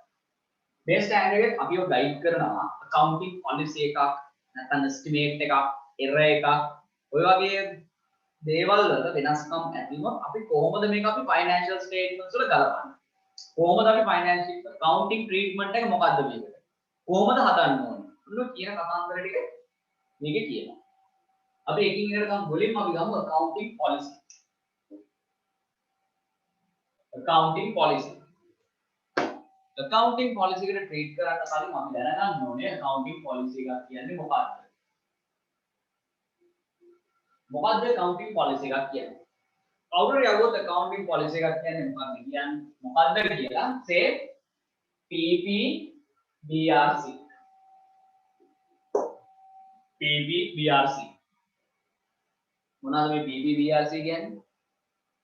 Principles, practices, bases, rules and conventions. Right? ඒ කියන්නේ company එක treat කරන විදිය, කරන් ආපු විදිය, practice එක. Principle මූලධර්ම, bases මොකක්ද මේකේ පදනම, rules මොකක්ද නීතිය, conventions මොකක්ද ඔයා agree වෙලා ඉන්න විදිය, agreements conventions. Applied when PPBRC applied when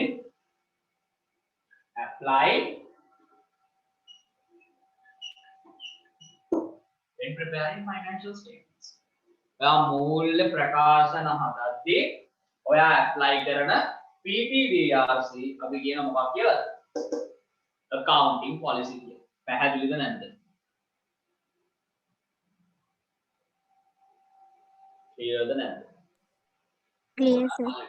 එතන මම අර ඉස්සෙල්ලා කිව්වේ ඔයා කොහොමද cash flow statement එක හදන්නේ? direct and indirect. accounting policy එක. පැහැදිලිද? ඔයාගේ PPE කොහොමද subsequently measure කරන්නේ? පසුකාලීන මැනීම් කියලා එකක් තියෙනවනේ. අපි දේපල පිළියෙත උපකරන පසුකාලීනව මනින්නේ කොහොමද? ඒක පිරිවැය විදියටම අයින්නවද? එමත් නැත්නම් revaluation model එකට යනවද? ප්‍රත්‍යයගන ක්‍රමයට යනවා. clear? අන්න ඒක මොකද්ද? ඔයාගේ policy. එමත් නැත්නම් ඔයාගේ තොගය inventory එක FIFO විදියටද measure කරන්නේ WAC විදියටද? right? ඒ කියන්නේ මොකද්ද first in first out ද නැත්නම් weighted average කොයි විදිහටද දැන් අන්න ඕවා මොනවද ඔයාගේ policies clear ඔයාගේ policies අන්න කතන්දරයන්නේ accounting policy එකක් කියන්නේ මොකද්ද PPBRC applies when preparing the financial statements hරි ඊට පස්සේ කොහේ හරි නීතියක් තියෙනවද මම ඩිරෙක්ට් විදියට තමයි කෑෂ් ෆ්ලෝ එක හදන්නේ මට ආයි ජීවිතේට ඉන්ඩිරෙක්ට් විදියට හදන්න බෑ එහෙම එකක් කවුරුහරි කියලා දුන්නා එහෙම ඒවා කොහෙවත් කියන්නේ නැහැ ඒ වගේ දේවල් ස්ටෑන්ඩඩ් වල ස්පෙસિෆයි කරලා නැහැ ස්ටෑන්ඩඩ් එකේ දෙයක් කියලා දින්න ආයෙ දෙකින් කැම් ටිකක් තෝරගන්න නේ ඔයාගේ ස්ටොක් එක ඔයා මෙෂර් කරන්නේ FIFO ඔයාලට කවදාරි වුණාවක් આવුත් බැක් වලට මාර්කට් බෑ කියලා එකක් තියෙනවා you can clear යන අපිට ඕන නම් අපේ මේ policies වෙනස් කරන්න පුළුවන් හැබැයි ඔයා මේ policies වෙනස් කරන main reason එක profit එක manipulate කරන්න ඒ කියන්නේ profit එක වෙනස් කරන්න නම් ඒක බෑ හරි මේ අවුරුද්දේ මම FIFO විදියට measure කරලා ඊළඟ අවුරුද්දේ WAC විදියට measure කරනවා ආපහු ඊළඟ අවුරුද්දේ FIFO ඒව නෑ ඒ විදියට ඔයාලට policies මාරු කරන්න බෑ. ඔයාලට policies මාරු කරන්න අවස්ථා දෙකක් තියෙනවා. අවස්ථා දෙකක් තියෙනවා. මොනවද මේ? එකක් තමයි සමහර වෙලාවට policies මාරු කරන්න වෙනවා standards වල developments නිසා.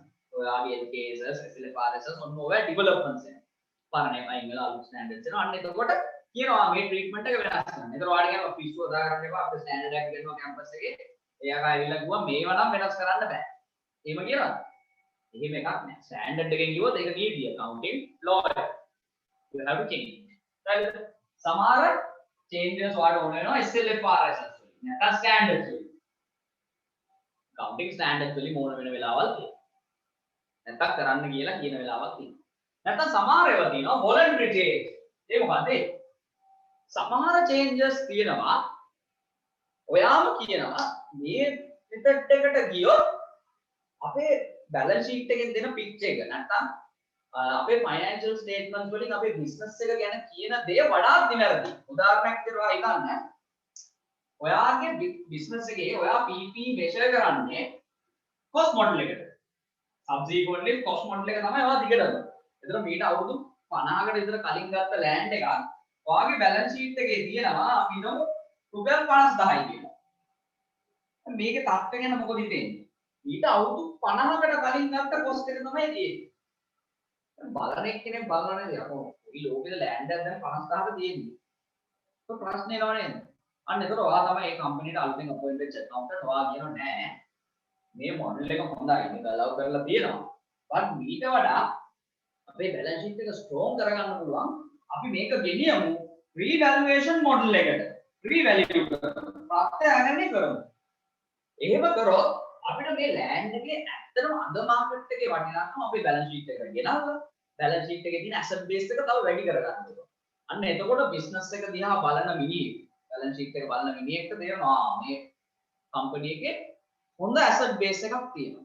මෙච්චර assets ප්‍රමාණයක් තියෙන company එකක්. කිසි දෙයකට බය වෙන්න දෙයක් නැහැ. අන්න පැහැදිලි. ඔයා suggest කරනවා. එතකොට කවුරු හරි ඇවිල්ලා කියනවා නෑ accounting policy කියන standard එක කියන ඒවා මාරු කරන්න බෑ. You can change. ඒකට අපි කියනවා voluntary change. ඒ කියන්නේ ඔයාගේ කැමැත්තෙන් ඔයා change කරනවා. එතකොට voluntary change එකක් ආපහු ඔයාගේ කැමැත්තෙන් කරාට මේ අවුරුද්ද revaluation ඊළඟට cost. එහෙම පුළුවන්. එහෙම නෑ. මේකේ මොකක්ද අපි බැලුවේ? මේ change එක නිසා ඔයාගේ financial statement එකට දැනට තියෙනවට වඩා හොඳ picture එකක්, හොඳ presentation එකක් වෙනවද නැද්ද? එහෙම වෙනවා නම් standard එකකින් no worries. Go ahead. කිසි ප්‍රශ්නයක් නැහැ. එහෙම දෙයක් වෙනවා නම් අන්න ඒ දේ කරන්න එයා ඉඩ දෙනවා. පැහැදිලිද? That's all voluntary change. ඔන්න ඔයාගේ තියෙන අවස්ථා දෙක. policy එකක් change කරන්න පුළුවන් අවස්ථා දෙකයි. එකක් තමයි SLFRS වලින් නැත්නම් accounting standards වලින් කියන වෙනස් කරපන්. ආයෙත් කරන්න. නැත්නම් කියනවා voluntary change. ඔයාට හිතෙනවා නම් මේ විදිහට ගියොත් නියමයි ඔයාගේ financial statements එක හරියම විදිහට pitch එක දෙනවා. එහෙනම් okay change it.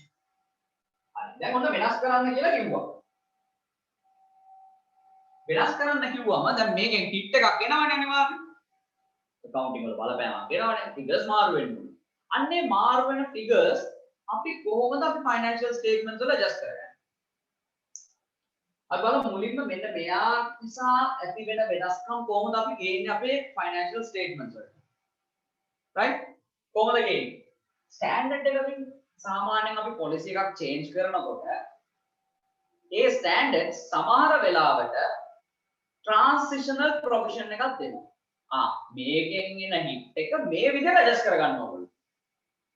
මේ විදිහට adjust කරගන්න. ඒගොල්ලෝ කියනවා. මේ විදිහට කරන්න. transitional provision එකක් දෙනවා. පැහැදිලිද? ඔයගොල්ලන්ට online exam එකක් කියන්න කියලා කිව්වොත් campus එකෙන් කියනවා කොහොමද කරන්න ඕන? charts ගහන්නේ කොහොමද? tables අඳින්නේ කොහොමද? අන්න ඒගොල්ලෝ කියනවා transition එක දැන්. අපි physical exam එකලා දැන් මාරු වෙනවා online exam එකට. ඒකට අන්න ඒවා කොහොමද අපි දවල් වලට මුහුණ දෙන්නේ? transition එක කියනවා. ඒකට තමයි කියන්නේ transitional provision. standard එකකින් change වුණොත් ඔයා මුලින්ම ආන ප්‍රශ්නේ තමයි transitional provision තියෙනවද නැද්ද? transitional provision. transitional provisions තියෙනවද නැද්ද? ඔක තමයි මුලින්ම අහන ප්‍රශ්නේ. එතන උත්තර දෙකයි. yes no. yes කියලා කිව්වොත් එහෙනම් ඒක වල කරන්න දෙන්නේ නැහැ. do accordingly. එයා කියන විදිහට කරන්න.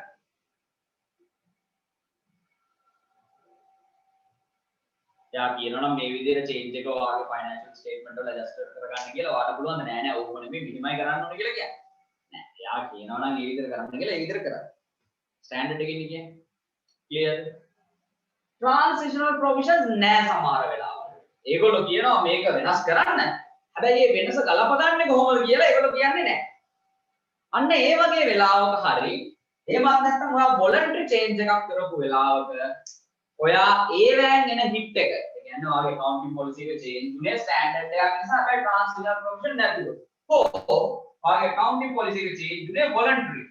අන්න ඒ වගේ වෙලාවල් වල දෙන hit එක කොහොමද ගලපන්න ඕනේ අපි? අපි ගලපන්න ඕනේ retrospective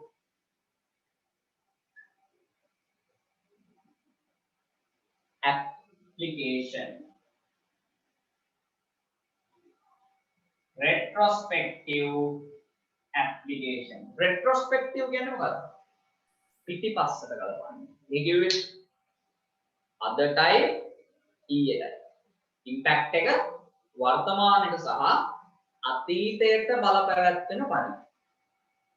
අනාගතයට යන්නේ නැහැ. ඉස්සරහට ගෙනියන්නේ නැහැ. clear? ඒ ඉම්පැක්ට් එක අපි ගන්න කෙලින්ම පිටිපස්සේ ෆිගර්ස් තමයි මාරු කරගෙන ඉන්නේ. අදින් නමදින්. එහෙම නැතුව අද ඉඳන් ඉස්සරහට හදාගෙන යන්නේ නැහැ. ඉස්සරහට ඒක වෙනස ගන්නෙ නැහැ. පැහැදිලිද නැද්ද? මොකක් හරි හිට් එකක් වුණොත් ඒක පිටිපස්සේ ඉඳන් හදාගෙන ඉන්නේ. අදින් නමදින්. කරන්ට් පීරියඩ් එකෙන් නම. කරන්ට් පීරියඩ් එකෙන් එහාට ගෙනියන්නේ නැහැ. clearද නැද්ද? ප්‍රශ්න තියෙනවද? so this is all about accounting policy. මේක තමයි accounting policy එකෙන් දැනගන්න. ඒතර accounting policy කියන්නේ මොකද්ද? PPBRC. අහලා තියෙන කෙනෙක් PPBRC කියන්නේ මොකද්ද? මේක note එකේ තියෙනවා. P means principles, practices, bases, rules and conventions. මේ ඔක්කොම ඔයගොල්ලන්ගේ ටියුට් එකේ තියෙනවා. හොඳේ. PPBRC applied by whom? Accountant when they are preparing the financial statements. එතකොට මේ වගේ accounting policy එකක් ඔයාලට ඕන විදිහට change කරන්න බෑ. හැබැයි change කරන්න පුළුවන් අවස්ථා දෙකක් කියලා තියෙන එකක් තමයි SLFRS වල change එකක් වෙන්න පුළුවන්. standards අලුත් වෙන්න පුළුවන්. standards වලින් කියන්න පුළුවන් මේක කරන්න මේක කරන්න. එහෙනම් ඒක එකක්. නැත්නම් voluntary change එකක්. අර මම කිව්වා වගේ මේ දේ කරොත් හොඳ pitch එකක් හම් වෙනවා. හරි. එහෙනම් අපි ඒක කරමු. එතකොට ඊට පස්සේ බලන්න ඕන නම් change වුණානේ. ඒ change එක නිසා ඇති වෙන බලපෑම නැත්නම් impact එක කොහොමද adjust කරන්නේ? අන්න ඒක adjust කරනකොට අපි මේ පැත්තට ගියොත් මුලින්ම බලනවා නැත්නම් අහනවා ස්ටෑන්ඩඩ් එකේ කියලා තියෙනවද ට්‍රාන්සිෂනල් ප්‍රොවිෂන් දීලා තියෙනවද කොහොමද මේක කරන්නේ නැත්නම් මේකේ හිට් එක කොහොමද ගලප ගන්න ඕනේ දීලා තියෙනවද නැද්ද කියලා අහනවා දීලා තියෙනවා නම් අපිට අමුතුවෙන් හිතන්න දෙයක් නැහැ ඒ කියලා තියෙන දේ කරන්න එච්චරයි එහෙම දීලා නැත්නම් හරි වොලන්ටරි චේන්ජ් එකක් නම් හරි උනේ retrospective application ඒ කියන්නේ මේන ඉම්පැක්ට් එක අදටයි ඊයටයි ගලපන්න. අනාගතයට ගෙනියන්න එපා. ඒන ඉෆෙක්ට්ස් පරම අවුරුදු වලින් නම් හදාගෙන ඇවිල්ලා අදින් නවත්තන්න. මෙතනින් ඉස්සරහට ගෙනියන්න එපා. That's called accounting policy. මේක තමයි accounting policy එක. Okay. මේ පැත්ත හරි. ඊට පස්සේ බලමු changes in estimate. මොනවාද accounting policy එක? example කිව්වනේ. නම්බර 1 ඔයාගේ cash flow හදන්න direct indirect. නම්බර 2 inventory එක measure කරන්නේ 5 for the back the gain. Number 3 PP subsequently measure කරන්නේ cost the revaluation money. ඔය තමයි වාට accounting policies වලට දෙන්න බුල example. retrospective කරන විදිය example එකකින් පොඩ්ඩක් explain කරන්න පුළුවන් සර්. අපිට question එකක් තියෙනවා මම ඉදිරි කරා.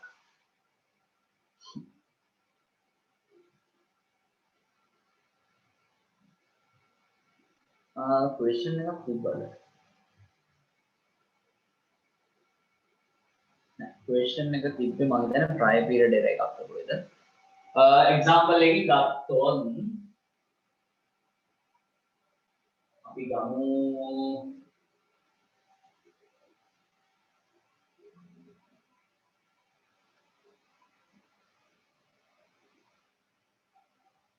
මේ 2010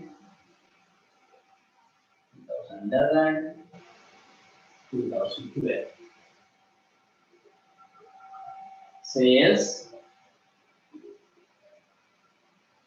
opening stock, purchases, closing stock.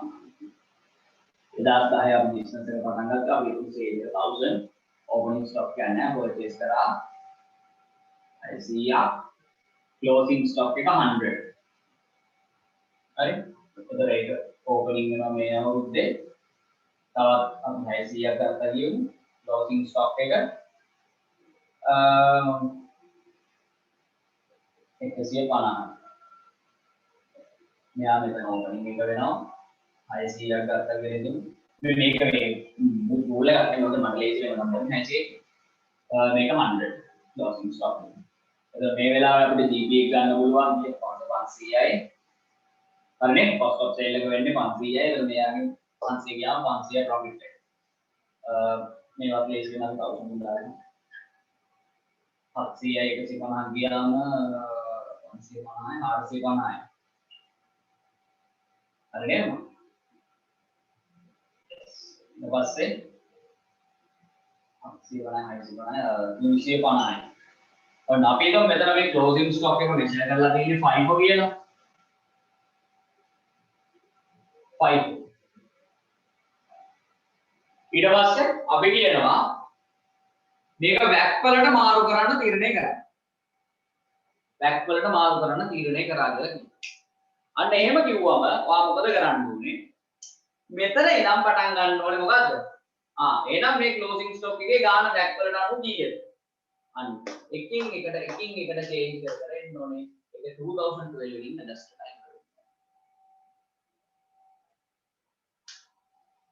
Clear हरी මෙන්න මේ ක්ලෝසින් ස්ටොක් ෆිගර් එක අපි මාරු කරන්න ඕනේ.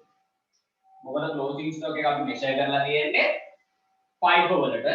මේක එකින් එකට අපි අරගෙන මාරු කරන්න ඕනේ. මොකටද? back weighted average වලට. weighted average. clear? that's it. මම මේ වගේ question එකක question එකයි answer එකයි දෙකම දාන්නම් අමෝදයට ඔයාලට share කරන්න. clear මම මේකේ question එකයි answer එක මේ වගේ එකක් මම කරලා තියෙන්නේ. මම ඒක ඔයගලන්ට කරනවා. හරිද? ඒක refer කරන්න ඒක step by step අපලා තියෙනවා. clear concept එක මේක. value closing stock එක 5 තියෙන එක දැන් මම back වලට change කරන්න යනවා. එතකොට ඒ එන impact එක කොහොමද adjust කරන්නේ? ඔයා මෙතන ඉඳන් පටන් ගන්නවා මේක back වුණා නම් කීයද? ඒතර ඒකයි මේකයි. මේකම nullify වෙලා මෙතනින් අන්තිමට adjust වෙනවා. අපි හිතමු මෙහෙම ගමු. මේක back වලට ආවම අපි හිතමු මේක 200 වෙන්න ඕනේ කියලා. එන්න මේක 200 වෙන්න ඕනේ. හරි? මෙයා 175 වෙන්න ඕනේ. මම නිකන් කියන්නේ. නැත්නම් බලයි 200 ආවේ කොහොමද 175 ආවේ කොහොමද කියලා. මෙයා 125 වෙන්න ඕනේ. සිම්පල් දෙයක්. හරි? එතන මොකද වෙන්නේ? එයා ආපහු මේක work out කරනවා මෙතන 200 දානවා. එතන මේක එක වෙනස් වෙනවා. ඒ 200 මෙතනට ගේන්න. ඊට පස්සේ ඒ වෙනස ගන්න. ඔන්න ඔය විදිහට මේක වෙනස ගන්න දෙන්න. ක්ලියර්ද? ඔයාලට ඔය ගාන හදා ගන්න පුළුවන් නම් මම එවන ක්වෙස්චන් එක ප්‍රිෆර් කරා. ඒකේ ක්වෙස්චන් එකේ ආන්සර් එක. මොකද්ද මේ ලොකු හැලක් කියලා දෙන්නේ?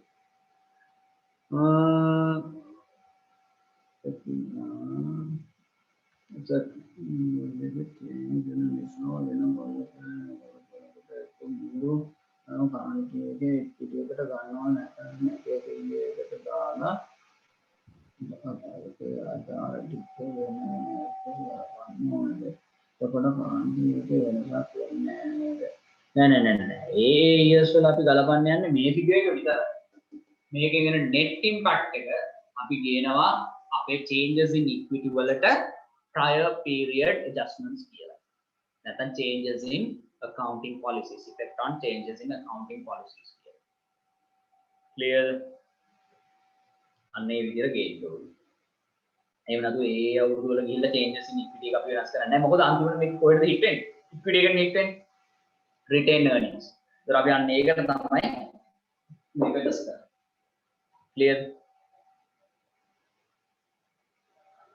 right. පොඩ්ඩක් ඉන්න බලන්න ඔහොම මේ තව question එක ඇති. එහෙම තිබ්බොත් මම ඒක share කරන්නම්. එතකොට ඒකේ screenshot එකක් දාගන්න දැනට මම ඊට පස්සේ ඒක ගන්නට එවන්නම්. හරි. Knowledge.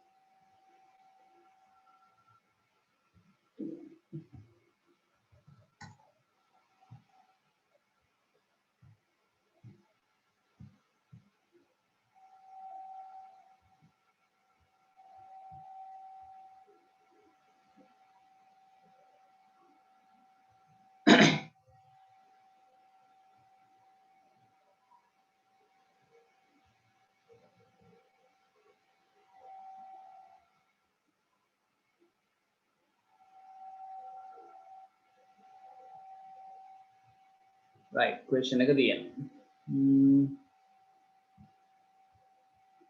මේ question එකේ දැනට screenshot එකක් ගන්න. Accounting for rectification of prior period errors. Ready? The following illustrative example on my katawa. Ready? When preparing the financial statements for the year ending 31st March 17, the Universal PLC discovered 600,000 spent to purchase this equipment. ඒක වැඩක් නැහැ. Further, the company has decided එකම question එකේ කැලේ දෙකම තියෙන්නේ.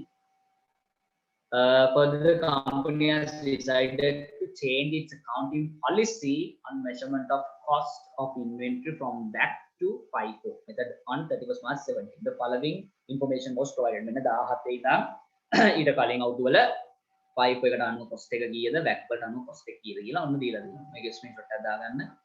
number 1. right? ඊට පස්සේ මේ ටික screenshot එක දාගත්තානේ. ඊට පස්සේ මේක screenshot එකක් දාගන්න. The following information was extracted from statement of profit or loss prior to making any adjustments for prior period errors and changes in accounting policy. කියන්නේ මේ question එකෙන් ඔයාලට areas දෙකක් cover කරගන්න පුළුවන්. එකක් තමයි prior period errors, අනිත් එක තමයි accounting policies. හරිද? මේ දෙකටම හදපු question එකක්. 17 16. ඔන්න මේ figures ටික තියෙනවා. ඒකට ඒක screenshot එකක් දාගන්න income tax. ඊට පස්සේ කියනවා the ordinary share capital and the retained earning balances as at 1st April 15 was 6 and 4.5 million respectively. After making necessary adjustments for the changes in accounting policies and rectification of prior period errors, statement of profit or loss, income statement for year ending 31st March 17 with comparative information and statement of changes in equity for year ending 31st comparative prepared as per the guideline of LKS 1 and 8 are given below. මෙන්න answer එක තියෙනවා. Statement of profit or loss ඔන්න ඒක අතන්දරේ කරාන් පස්සේ වෙනස් වෙන විදිය. හරි. මේකේ මුලින් screenshot එකක් දාගන්න. ඊට පස්සේ මෙන්න changes in equity වලට ඒක යන impact එක. මේ දින්නේ අර මම හිතන්නේ අහපු ප්‍රශ්නේ. මේ දින්නේ effect of changes in accounting policy දැක්කද? ඒ periods වල හදලා net impact එක අපි කියනවා retained earnings වලට. Right, this is the answer. හරිද? Okay, screenshot එකක් දාගන්න. එච්චරයි තියෙන්නේ. Okay නේද? Policy වල examples inventories measure කරන්නේ FIFO ද back ද එහෙමත් නැත්නම් PP measure කරන්නේ ඒ subsequent measurement එක cost model ද revaluation model ද cash flow එක හදන්නේ direct ද indirect ද ඔය තමයි accounting policies වලට examples clear දෙක right ඊට පස්සේ අපි බලමු changes in estimates මොකද්ද මේ changes in estimates කියන්නේ estimate එකක් change වෙනවා කියලා කියන්නේ මොකද ඔක්කොම කලින් estimate එක කියන්නේ ඔයා නිකන් හිතලා කියනවා තව සති දෙක තුනකින් exam PA එක තියෙන්න ඕනේ කියලා එකක් තියෙනවා නැති වෙන්න පුළුවන් තියෙන්න ඕනේ කියලා එකක් නැහැ නැති වෙන්න පුළුවන් ඇයි ඔයාගේ estimate එක මේ යන condition එක අනුව තව සති දෙකකින් exam තියෙන්න පුළුවන් නැති estimate estimates can change එහෙනම් මේ ඒ වගේ වෙලාවක කොහොමද ඒ හිට් එක අපි accounts වලට ගේන්නේ කියලා තමයි බලන්නේ. changes in estimate. මොකද්ද changes in estimate කියන්නේ? changes in estimate කියලා කියන්නේ ඔයාගේ asset එකක හරි liability එකක හරි carrying value එකට වෙන hit එකක්. adjustment on carrying value of asset or liability. ඒ කියන්නේ carrying value කියන්නේ මොකක්ද අපි එකට කියන්නේ carrying value. ධාරණාවේනේ. මට විදිහට carrying value කියන්නේ ධාරණාවේ. සිංහලෙන්. ඒ කියන්නේ balance sheet එකේ ඔයාගේ asset එකක් එහෙම නැත්නම් liability එකක් පෙන්නන value එක කීයද? That's called carrying value. Adjustment to this. Adjustment to the carrying value of asset or liability. Or periodic consumption. ඒක asset එකක් නම් මේ asset එක පාවිච්චි කරන්න හිතන් ඉඳපු කාලෙට වෙන බලපෑමක්. periodic consumption. ඒ කියන්නේ ඔයා motor vehicle එකක් ගත්තා. ඒ motor vehicle එක ගන්නකොට ඔයා හිතාගත්තේ මේක අවුරුදු 5යි මේක මට පාවිච්චි කරන්න. සමහර වෙලට ටික කාලයක් යනකොට මේක වෙනස් වෙන්න පුළුවන්. මොන හරි conditions නිසා. පැහැදිලිද වෙන්නේ? එහෙනම් changes in estimate කියන්නේ මොකද්ද? It is an adjustment. Adjustment to what? Carrying value of asset or liability. Asset එකක් නැත්නම් liability එකක් books වල පෙන්නන ගානට වෙන adjustment එකක් for periodic consumption. ඔයා asset එකක් පාවිච්චි කරන්න බලාපොරොත්තු වුණ කාලෙට වෙන ගැලපීමක්. මොකක් නිසාද? Due to what? Due to you look at what? Present status. වර්තමාන තත්ත්වය මොකද්ද? වර්තමාන තත්ත්වය කොහොමද මේකේ? present status එක බලන්න. present status බලන්න. දැන් තියෙන තත්ත්වය මොකද? දැන් අපි හිතමු hotel industry එක කියලා. 2019 අග වෙනකොට hotel industry එකේ අපි හිතමු ඔයා hotel industry එකේ invest කරන්න ගත්තා. ඔන්න ඒකට assets ගත්තා. අන්න. එතකොට ඔයා හිතාගත්තා කිසි ප්‍රශ්නයක් නැහැ මේක අවුරුදු 5ක් පස්සේ පාවිච්චි කරන්න පුළුවන්. උඩ 2020 ආවා COVID hotel industry ඉවරයි. present status එක බලගුවම මේක ඩිග්ගා වයි. දැක්ක? You look at present status. or what? එහෙමත් නැත්නම් ඔයා බලනවා future economic benefits. Status for future economic benefits.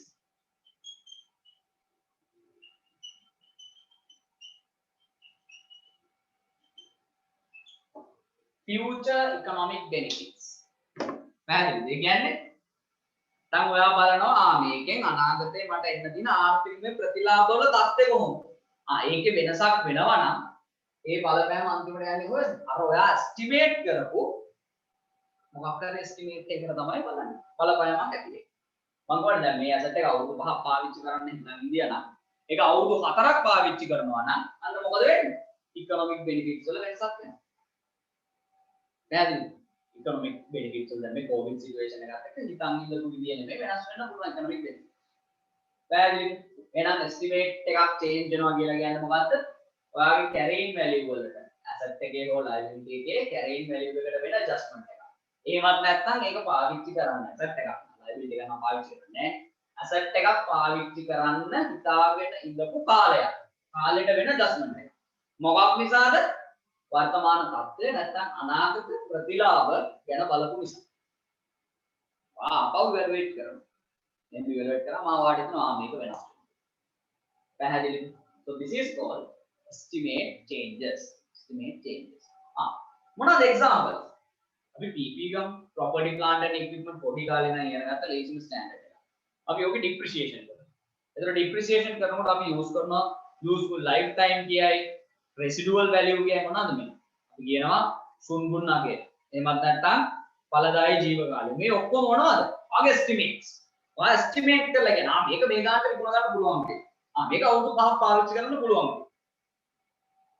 හැබැයි ඒකෙන් කොහෙවත් කියනවාද මේක අවුරුදු 5ක් පාවිච්චි කරන්න ඕනෙම. දැන් ඔයා කිව්වනේ 5ක් පාවිච්චි කරනකොට 5ක් පාවිච්චි කරන්න ඕනෙම. ඒව දෙකක් නෑ. ඕවා වෙනස් වෙනවා. වෙනස් වෙන්න පුළුවන්. මොකද ඔයා පස්සේ කාලෙක සමහර විට repair එකක් කරන්න පුළුවන්. ලොකු repair එකක්.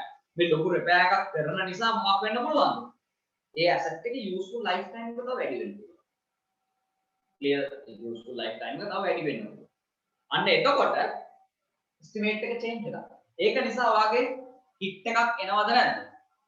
අනිවාර්යෙන් hit එකක් එනවා. අපි හිතමු මෙහෙම ඔයා asset එකක් ගත්තා රුපියල් 100කට.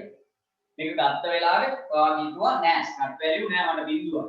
මේ asset එක අවුරුදු 5යි පාවිච්චි කරන්න පුළුවන්. එහෙනම් ඔයා මොකද කරන්නේ? අවුරුද්දට 20 ගානේ depreciate කරගෙන යනවා. ඔන්න පළවෙනි අවුරුද්ද depreciate කරා. ඊට පස්සේ දෙවෙනි අවුරුද්ද. දෙවෙනි අවුරුද්ද depreciate කරනවා 20. තුන්වෙනි අවුරුද්දේදී ඔයා මේ asset එකට repair එකක් කරනවා. right? repair එකක් කරනවා. රුපියල් 40ක. රුපියල් 40ක repair එකක් කරනවා. මෙන්න මේ රුපියල් 40ක repair එක නිසා මේගොල්ලෝ කියනවා මගේ useful lifetime එක තව අවුරුදු 8කින් වැඩි වුණා. sorry. මගේ lifetime එක තව අවුරුදු අපි හිතමු අවුරුදු 2යි පාවිච්චි කරේ. තව අවුරුදු 7කින් වැඩි වුණා. මේ 40 repair එක නිසා අවුරුදු 7කින් වැඩි වුණා. එහෙනම් මේ 40 capital expenditure ප්‍රාර්ථන විය තමයි. ඇයි? පළදායි ජීව කාලේ වැඩි වෙච්ච නිසා. එහෙනම් ඒක asset එකේ value එකට add වෙනවා. එහෙනම් තුන්වෙනි අවුරුද්දේ මුලින්ම අපි asset එක ගත්තේ 100ට. දැන් රුපියල් 40ක repair එකක් කරා. ඒක ප්‍රාර්ථන විය තමයි. ඒ නිසා ඒක පුරාම මේක scrap value නැත්නම් සුන්බුන් වගේක් නෑ. බිඳුවයි. හැබැයි අවුරුදු දෙකක් depreciate කරා මේ වෙනකොට. එහෙනම් 40ක් අයින් වෙනවා. පැහැදිලිද? බෙදනවා ඉතිරි ඵලදායී ජීව කාලය. කීයද? මේ අවුරුද්ද වෙනකොට තව අවුරුදු 3යි පාවිච්චි කරන්න පුළුවන්කම තිබ්බේ. හැබැයි මේ 40 repair එක නිසා අවුරුදු 7කින් වැඩි වුණා. එහෙනම් 3යි 7යි ඉතිරි ඵලදායී ජීව කාලය කීයද? 10යි. එහෙනම් අපි මම ආපහු බෙදනවා 10න්. අන්න එතකොට උත්තරේ කීය දෙන්නේ? මෙයාට මෙයා කැපිලා යනවා 10යි. තුන්වෙනි අවුරුද්දේ ඡය 10යි. දැකලා වෙනස් වුණා. තුන්වෙනි අවුරුද්දේ ඡය වෙන ගාන කීයද? 10යි. උන් ඔහොම තමයි මොකක් කරන්නේ? ඔයාගේ periodic නැත්නම් ඔයාගේ estimate එක change මම ගලවන්නේ. ඒතකොට හතරවෙනි අවුරුද්දේ ආපහු 10යි. පස්වෙනි අවුරුද්දේ 10යි. හයවෙනි අවුරුද්දේ 10යි. හත්වෙනි අවුරුද්දේ 10යි. අන්න බලන්න ඒ hit එක කොහාටද ගත්තේ? දැන් මේ estimate එකක් change වුණ නිසා ආපු hit එක මේ අවුරුදු වෙනස් කරාද මම? පරණ අවුරුදු වෙනස් කරන්න ගියේ නැහැ. current year ඔව් ඒක වෙනස් කරා. සා ඉස්සරහට යන අවුරුදු අන්න ඒ ටිකක් වෙනස් කරගෙන යනවා. මෙතන ඉඳන් ඉස්සරහට වෙනස් කරගෙන යනවා. එහෙනම් මතක තියාගන්න changes in estimate එකක් නිසා ඒකේ එන impact එක ඔයා ගලපන්න ඕනේ අදටයි හෙටටයි. අපි ඒකට කියනවා prospective restatement.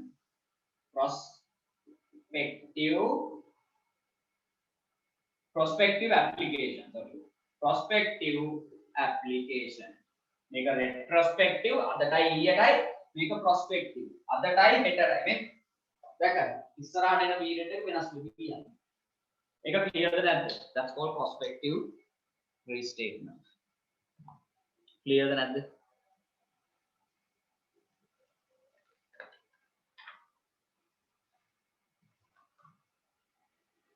hello කටිනේද නැහැ right නියමයි. එතකොට එකක් හරි. මම මේ ගාන මහන්නද?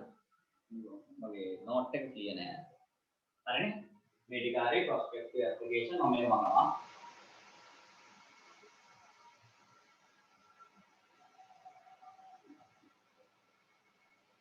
right prospective application. එතකොට ඇයි මේ විදිහට ඔයාගේ estimates වෙනස් වෙන්නේ? ඔයා estimate කරපු දේවල් වෙනස් වෙන්නේ ඇයි? අවුරුදු 3 නෙමෙයි අවුරුදු 4ක් පාවිච්චි කරා. ඇයි මේ? new information. අලුත් දේවල් හම් වෙනවා. The hotel industry mainly COVID කියන situation එක එළියට ආපු ගම ඒගොල්ලන්ගේ estimates එහෙම පිළිම වෙනස් වෙන්නේ. ඇයි? new information. might be because of new technology. සමහර new technology වෙන්න පුළුවන්. new developments වෙන්න පුළුවන්. ඔන්න ඔය වගේ reasons එක.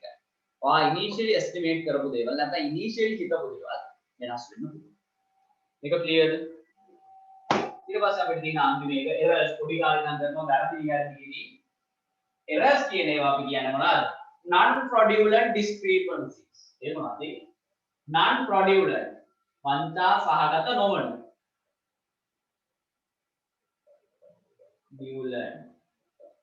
fraudulent discrepancies.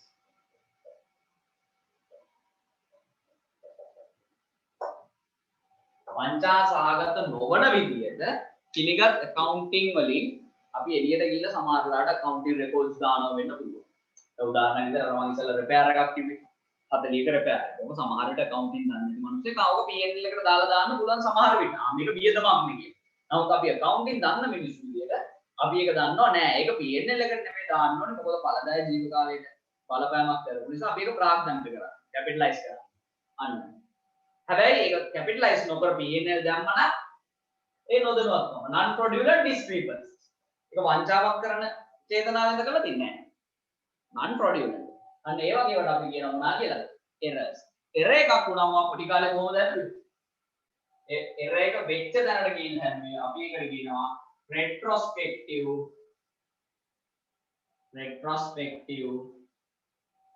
මෙතන application මෙතන අපි කියනවා restatement. දෙකේ නාමයේ විතරයි වෙනස, ට්‍රීට්මන්ට් එකේ කිසිම වෙනසක් නැහැ. මේක ගලපන විදියම තමයි මෙයාට කරන්නේ.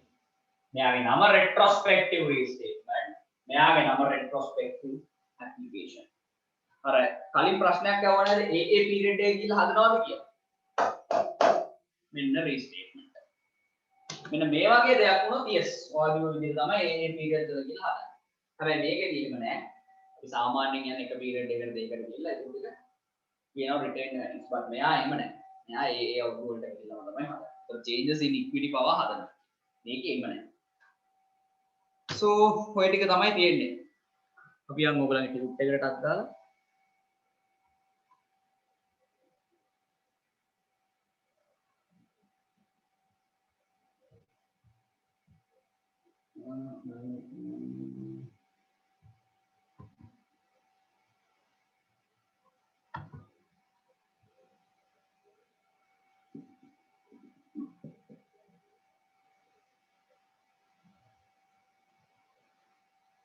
දැන් අර තේරෙන්නේ නැහැ කිව්ව එක දැන් ෂේප්ද නැත්නම් තාමත් තේරෙන්නේ නැහැ.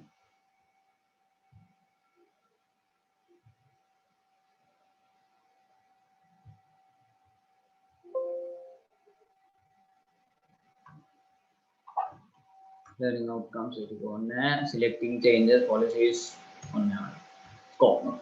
See, accounting policies are specific principles, bases, conventions, rules and practices. PPBRC applied by an entity when preparing and presenting financial statements. Done. Selection and application of accounting policies. When SLFR specifically applies to a transaction conditions in medical relevant economic decisions, reliable estimates in the financial statements over consistency of accounting policies. මංකුවා accounting policies ඔයාලට ඕන විදිහට වෙනස් කරන්න බෑ. හැබැයි වෙනස් කරන්න පුළුවන් අවස්ථා දෙකක් තියෙනවා. ඒ තමයි මේ තියෙන්නේ. SLFR specifically requires a permit categorization. and සමහර වෙලාවට standard එකකින් කියනවා මේක වෙනස් කරන්න. එතකොට yes you have to do. අනිත් දේ තමයි shall be selected applied consistently to each category. තව කියනවා මෙන්න policy change required by SLFRS එකක් නැත්නම් reliable and more information, more relevant information දෙනවා නම් yes go ahead.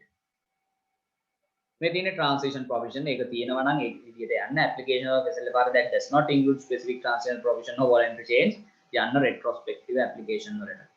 On a retrospective application කියන්නේ going back to the previous reporting periods and restating single component of equity as if the new policy had always been placed. කියන්නේ එදා ඉඳන් මේ policy එක තමයි තිබ්බේ වගේ වෙන විදිහට තමයි අපි හදන්නේ අපේ financial statements. ඊට පස්සේ disclosure requirements එක කියන්නේ policy එකක් change වුණාම ඒකට අදාළව disclose කරන්න ඕන දේවල් තමයි මේ තියෙන්නේ. මේවා නම් පොඩ්ඩක් කියව ගන්න සමහරවිට මේවා අහන්න පුළුවන්. එතකොට standard එකක් change වෙච්ච නිසා නම් ඔයාගේ policy එක change උනේ disclose කරන්න මොකද්ද standard එකේ නම කොයි වගේ change එකක්ද වුනේ transitional provision එක කොහොමද කියලා තිබ්බේ ඔන්න ඔය වගේ points දෙක තුනක් මතක තියාගන්න හදිස්සියවත් ලියන්න කිව්වෝ. හරිද? practical නම් අපිට ඕවා වැඩක් වෙන්නේ නැහැ. මොකද අපි practically ඔය වගේ change එකක් වුණා මොකද්ද වුණ change එක කියන එක අපි disclose කරනවා. මෙන්න මේ විදිය තමයි change උනේ මෙන්න මේවයි කියලා. but දැන් practical නෙමෙයිනේ ඉඳලා මේවා හුරු නැති නිසා දෙකක් තුනක් කොහොම හරි බලලා මතක තියාගන්න. හරි? ඊට පස්සේ ඔය තියෙන disclosure requirement මේ voluntary change එක. අර standard එකක් change වෙච්ච වෙලාවක මේ voluntary change එක වගේ. අනිවාර්යෙන් disclosures මතක තියාගන්න. ගොඩක් වෙලාවට ඔය ස්ටෑන්ඩඩ්ස් වල අහන තියරි ඒරියාස් තමයි මොනවද ඩිස්ක්ලෝස් කරන්න ඕනේ මේක සම්බන්ධයෙන්.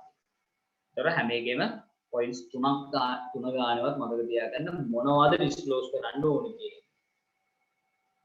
ඊට පස්සේ accounting estimate and adjustment of carrying amount නැත්නම් periodic consumption. ඇයි assessment of present status or expected future benefits. අන්න ඔය ටික තමයි changes in estimate. එතන changes in accounting estimate කියන එක ගත්තොත් include the effect of changes in accounting profit or period. අපන්දර ටික කියලා දෙනවා ඒකට බලා ගන්න. ඒකේ disclosure requirements ටික තියෙනවා. අර වචන තුන මම දැක්කේ නෑ. ඒනට වචන තුන තමයි වැදගත්ම වචන තුන. හරි ඒක මතක තියාගන්න. Retrospective application, prospective application and retrospective restatement. So errors, prior period errors and කලින් errors. ඒවා ටික බලන්න correction කොහොමද කරන්නේ? do එක නෙවෙයි ඊට පස්සේ ඒකට අදාළව disclose කරන්න ඕන දේවල්. ඔය ටික තමයි තියෙන්නේ.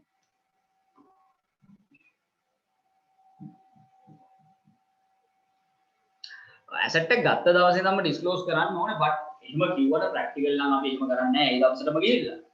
clear? අපි කරන්නේ සාමාන්‍යයෙන් අනිවාර්යෙන් comparative figures දෙනවානේ. comparative figure එක අපි අනිවාර්යෙන් හදනවා. හැබැයි ඒක හරිම විදිය තමයි ඔය ගත්ත දවසේ ඉඳන් වෙන effect එක ගැලපෙන්න ඕනේ. clear? ඒ කියන්නේ ඒකෙන් මම අදහස් කරන්නේ අපි ඊට අවුරුදු 5කට කලින් ගත්ත asset එකක තමයි ඔය policy එක change කරන්න කියලා. එතකොට හරියට ගත්තොත් ඔයා ඒ අවුරුදු 5ේම financial statements එක හදාගෙන එන්න ඕනේ.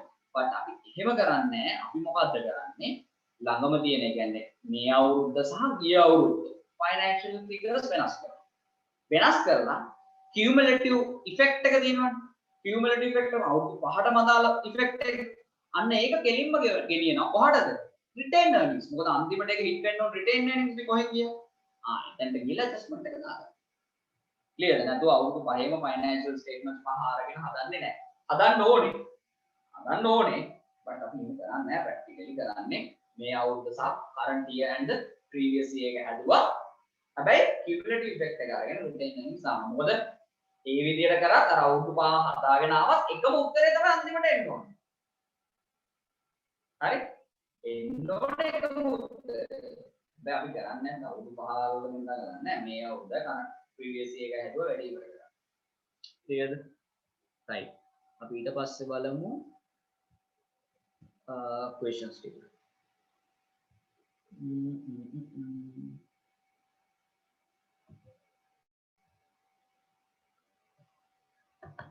මම දැන් කිහිපයක් බලුවා පේනවද ස්ක්‍රීන් එක?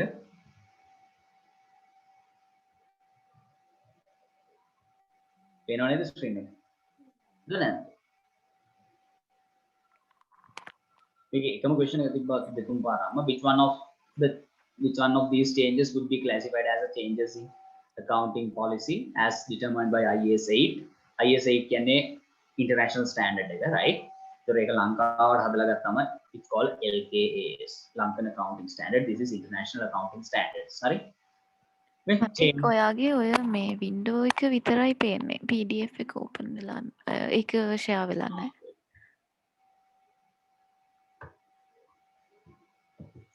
දැන් හරිනේ? දැන් හරි. හරි. Which one of these changes would be classified as changes in accounting policies? And accounting policy change එකක් කියලා කියන්නේ මොකක්ද? See, increase the allowance for doubtful debts from 6 to 8. It's an estimate. ඇයි? අපි හිතනවා අපි ගාව ඉන්න debtors ලගෙන් මෙච්චර percentage එකක් අපිට පොළු පියයි. ඒක 6% වල ඉඳන් 8% වලට අපි වැඩි කරලා තියෙනවා. පැහැදිලි? 6% වල ඉඳන් 8% වලට අපි වැඩි කරලා තියෙනවා. ඒක estimate change. Change the method of valuing inventory. අන්න මම දුන්න example එකකින් පිටින්ම තියෙනවා. So that is the answer. but එනකට MCQ ආවොත් අනිත් දෙකත් අනිවාර්යයෙන්ම කියවන්න. Change the depreciation of plant and equipment from reducing balance to straight line. It's a estimate. Depreciation method එක estimate change එක. Number D, change the useful economic lifetime. අවුරුදු ගාන. අපි හිතන් හිටිය අවුරුදු 5ක් පාවිච්චි කරනවා. නැත්නම් 6ක් පාවිච්චි කරනවා. අන්න ඒක වෙනස් වෙලා. Estimate change එක. ඊට පස්සේ in which of the following situations can a change in accounting policy be made by an entity? entity එකෙන් entity එකට change කරන්න පුළුවන් අවස්ථා දෙක. මම කිව්ව අවස්ථා දෙක එහෙම පිළිම තියෙනවා. ඒ දෙක තමයි එන්නේ. ඊට පස්සේ අන්න ආපහු තියෙනවා changing accounting policy. එක acceptable මොන වගේ වෙලාවද ආපහු අර question එක තමයි which of the following would be a change in accounting policy එතන මේ දෙකෙන් මොකක්ද කියලා අහනවා policy change එකක් කියලා කියන්නේ a change in reporting depreciation charges as distribution cost rather than as administrative expense හරි ඒ කියන්නේ ඔයගොල්ලෝ මෙච්චර කාල depreciation එක distribution cost එකක් විදිහට තමයි charge as a distribution cost එකක් විදිහට දානවා admin එකක් විදිහට නැතුව මේක අතරගොත් classification change එකක් but ඔයගොල්ලෝ මෙච්චර කාල ඔයා වෙන්නේ admin විදිහට දැන් ඔයා distribution එකට දානවා මොනවාගේ policy එක change කරනවා මොකද ඊළඟ එක කොහොමද එන්නේ නැහැ depreciation charge of reducing balance method rather than straight line that's a estimate ඊට පස්සේ number C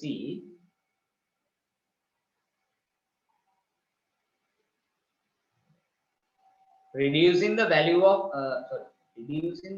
of inventory from cost to net realizable value due to value adjusting event after the reporting period what is that already changing account net this is memo reducing the events after the balance sheet is state right එක වෙනම කතාවක් මේක estimate policy change එකක් නෙමෙයි inventory from cost to NRV ඔබ estimate එකේ change එකක් NRV වගේ මේ ගානට විකුණන්න පුළුවන් කියලා හිතන් ඉතින් හැබැයි ඒ ගානට විකුණන්න බැරි වෙනවා which one of the following change in accounting policy as opposed to a change in estimation technique inventory මේකම question එකේ ඉන්නේ මේ ටික කියවලා answers ටික නිකන් ඔයගොල්ලෝ දාගන්න පුළුවන් මේ ලොකු ඉෂුව එකක් නැහැ මෙතන දීලා තියෙනවා පොඩි question එකක් prior period error වලට December 2018 at a value of 1 million, but they had in fact been sold before the year end. During 2019, a company discovered that certain items had been included in inventory. Inventory got 31st December 2018. Well, 1 million. Have I made 1 million? ඇත්තටම විකුණපු එක. පැහැදිලිද? මේ 1 million ගෙනල්ලා දාලා තියෙනවා. හැබැයි මේ 1 million ඔය ඇත්තටම විකුණපු එක. ඒ කියන්නේ මොකද්ද? සමහර වෙලාවට අපි විකුණලා ස්ටෝර්ස් වලින් එළියට ගිහිල්ලා නැහැ. මොකද අපි තුන් 31st March week එක කියලා. ඕක ටික ගන්න මනුස්සයා එන්නේ අපි හිතමු 2nd of April. එතකොට අපි 31st stock එක ගන්නකොට මේක ගණන් කරපු එක සමහර වෙලාවට මේකත් ගණන් කරන්නේ. වෙන්න පුළුවන් possible නේ. නේන වැරද්ද. අන්න ඒ වැරද්ද තියෙද්දිම තමයි මේගොල්ලෝ මෙන්න මේ financial figures ටික අපිට දීලා තියෙන්නේ 19 වලයි 18 වලයි. clear 18 වල ඔය cost of sales 31000 කියන එක ඉලා තියෙන්නේ කොහමද? ඔයාගේ closing inventory එක ඇතුලේ ඔයා විකුණපු already විකුණපු 1 million stock එකක් include කරගෙන. ඒක වැරදි. එහෙනම් අපි ඒක එතනින් අයින් කරන්න ඕනේ. clearද? අපි ඒක අයින් කරලා ඒ අවුරුදු figures ටික correct කරලා ඊට පස්සේ 19 වලට එන්න. අපි බලමු මේක කොහොමද කරන්නේ කියන්නේ. මේක ඕකේද? මේක අපි ආපහු wrap up කරොත් accounting policy කියන්නේ BBDRC apply when preparing financial statement අවස්ථා දෙකයි. ඒ අවස්ථා දෙකේ standard නම් provision තියනවද නැද්ද කියලා තියෙනවා නම් ඒක කරා නැත්නම් හරි current නම් retrospective application. estimate change එකක් කියලා කිව්වේ carrying value එකට or periodic consumption වලට වෙන බලපෑමක්. මොකක් නිසාද? present status නැත්නම් future බලපු නිසා. ඒක prospective application. non-producer discrepancies කියන්නේ retrospective error එකක් කියලා කිව්වේ non-producer discrepancies. එතකොට ඒකේ effect එක අපි කොහොමද ගේන්නේ retrospective statement එකට අපි ගේන්නේ. clear right මේක ඔබේ මම අහනවා calculation එක හදලා ready chapter goes for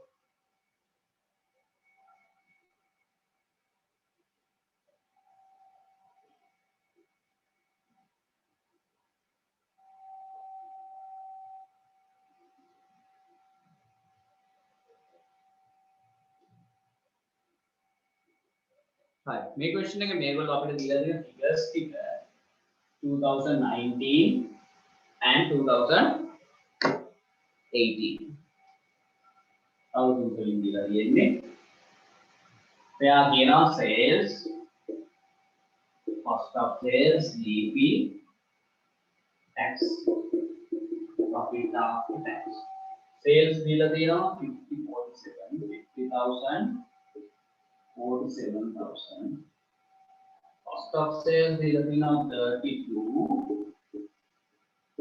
31 GP දීලා තියෙනවා 18 16 tax එක දීලා තියෙනවා 3 2 15 profit after tax 14 profit after tax හැබැයි මෙන්න මේ කියන figures ටික මේගොල්ලන්ට ඇවිල්ලා තියෙන්නේ මේගොල්ලෝ කරපු මේ 1 million වැරද්දක් එක්ක මොකද්ද 1 million වැරද්ද මෙන්න මේ 31000 කියන cost of sale එක හදනකොට මේගොල්ලෝ already විකුණපු stock එකකුත් ඒගොල්ලන් closing stock එක ඇතුළට දාගෙන තියෙනවා පැහැදිලිද මේගොල්ලෝ already විකුණපු stock එකක් මේගොල්ලෝ දාගෙන තියෙන මොකක් ඇතුළටද මේගොල්ලන්ගේ cost of sale එක ඇතුළට ඒක වැරදි. ඒ වැරද්ද අපි හදන්නේ. කොහොමද හදන්නේ? දැන් closing stock එකේ cost of sale එකයි. අතර තියෙන්නේ මොන වගේ relationship එකක්ද? closing stock එක වැඩි නම් cost of sales අඩුයි. negative relationship එක. අපි ඔය කාලේ ඉගෙන ගන්න නැතිනේ. closing stock එක වැඩි නම් cost of sales අඩුයි. එහෙනම් අනිවාර්යෙන්ම මේ 1 million කියන closing stock එක වැඩි වීම නිසා cost of sale එක තියෙන්නේ අඩු වෙයි. කීයක් අඩු වෙනද? 1 million අඩු වෙයි. එහෙනම් ඇත්තටම cost of sale කීයක් වෙන්න ඕනද? 32 වෙන්න. 32 වෙන්න. පැහැදිලිද? එහෙනම් අපි මේ පැත්ත දාගමු හරි figures ටික 2018 වල ඔයාගේ sale එක 47 ඒක ඕකේ. හැබැයි cost of sale එක 31 නෙමෙයි. තව 1 million වලින් වැඩි වෙන්න ඕනේ. ඇයි? closing stock එක වැඩි කරලා දෙන්නේ. එහෙනම් cost of sales අඩු වෙලා 1 million. එහෙනම් ඒ වැරද්ද හැදුවම cost of sale එක වැඩි කරනවා. තව ගියකින්ද? තව 1 million වලින්. එතකොට cost of sale එක වෙනවා 32. ලියද මේක?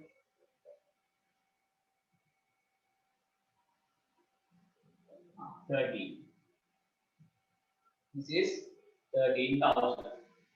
2019 වලට ඕකේ බලපෑම කියනවා. ඇයි? මෙයාගේ closing stock කියන්නේ මෙයාගේ opening stock. එහෙනම් opening stock එකයි cost of sales අතරයි කොහොමද relationship එක? දැන් මෙයාගේ closing එක වැඩි කියන්නේ මෙයාගේ opening එක වැඩි. opening stock එකයි cost of sales අතරයි තියෙන direct relationship එක. opening stock එක වැඩි නම් cost of sales වැඩි. එහෙනම් මේ 32000 ඇවිල්ලා තියෙන්නේ 1 million කියන opening stock එකේ වැඩි වීමත් එක්ක. එහෙනම් cost of sales මෙතන 1 million වලින් වැඩි. එහෙනම් ඒක කතා කරනවා 1 million අඩු කරනවා. එහෙනම් ඒ අවුරුද්දේ 31. That's it. අනිත් ඒවා remains as it is. ඊයේ 19 එක 3 profit එක මාරු වෙනවා. 16. නේද කරද්ද නෑ. හරි. ක්ලියර්. මෙයාගේ එකක් අඩු කරලා මෙයාට දෙන්න. හැබැයි ඔයා බලන්න මේ දෙකේ totals කීයද කියලා මේ අවුරුදු දෙකේම totals 29k. වැරද්ද හැදුවට පස්සේ අවුරුදු දෙකේ total එක කීයද? 29k. ඇයි ඒ? මේ අවුරුද්දේ වෙච්ච එක මෙතනින් offset වෙලා. අවුරුදු දෙක එකට ගත්තොත් කිසි ප්‍රශ්නයක් නැහැ error එකක් නැහැ වගේ. හැබැයි අවුරුදු දෙක වෙන වෙනම ගත්තම error එකක් තියෙනවා. ඒක තමයි අරන්නේ. cleared? ඔන්න ඕක තමයි prior period adjustment එකක් අපි කරන විදිය. cleared? right. අපි එතනින් නවත්තමු. ඊට පස්සේ තියෙන්නේ ආපහු ඔය වගේ adjustments ටික ඔය වගේම questions ටිකක් MCQ ටික ඔය වගේ පොඩි questions right. ඔය ටික work out කරන්න. work out කරලා මාරි question එකක් තියෙනවා නම් අහන්න. බලමු කොහොමද sort out කරගන්නේ කියලා. හරි. ඒතර අපි අද කතා කරන්නේ mainly LKS 2 කතා කරා. ඊට පස්සේ අපි LKS 8 කතා කරා. ඒතකොට අර මම මේ දෙකට මම charts එක මතක තියාගන්න. ඒ දෙක guideline එකක් කියලා අරගෙන standard එක එන questions sort out කරගන්න. එහෙම නැත්නම් කටපාඩම් කරලා දඟලන්න යන්න එපා. මේක මෙහෙමයි මේවට examples ඒවා ඒක එකක් නෑ. clear? හරි. ඔන්න ඔය ටික තමයි තියෙන්නේ කතා කරන්න. මොනවාරි ප්‍රශ්න තියෙනවද? ඒ questions වලට answers මං ගාවනේ. මේ ඔයගොල්ලන්ගේ මේ ටියුට් එක.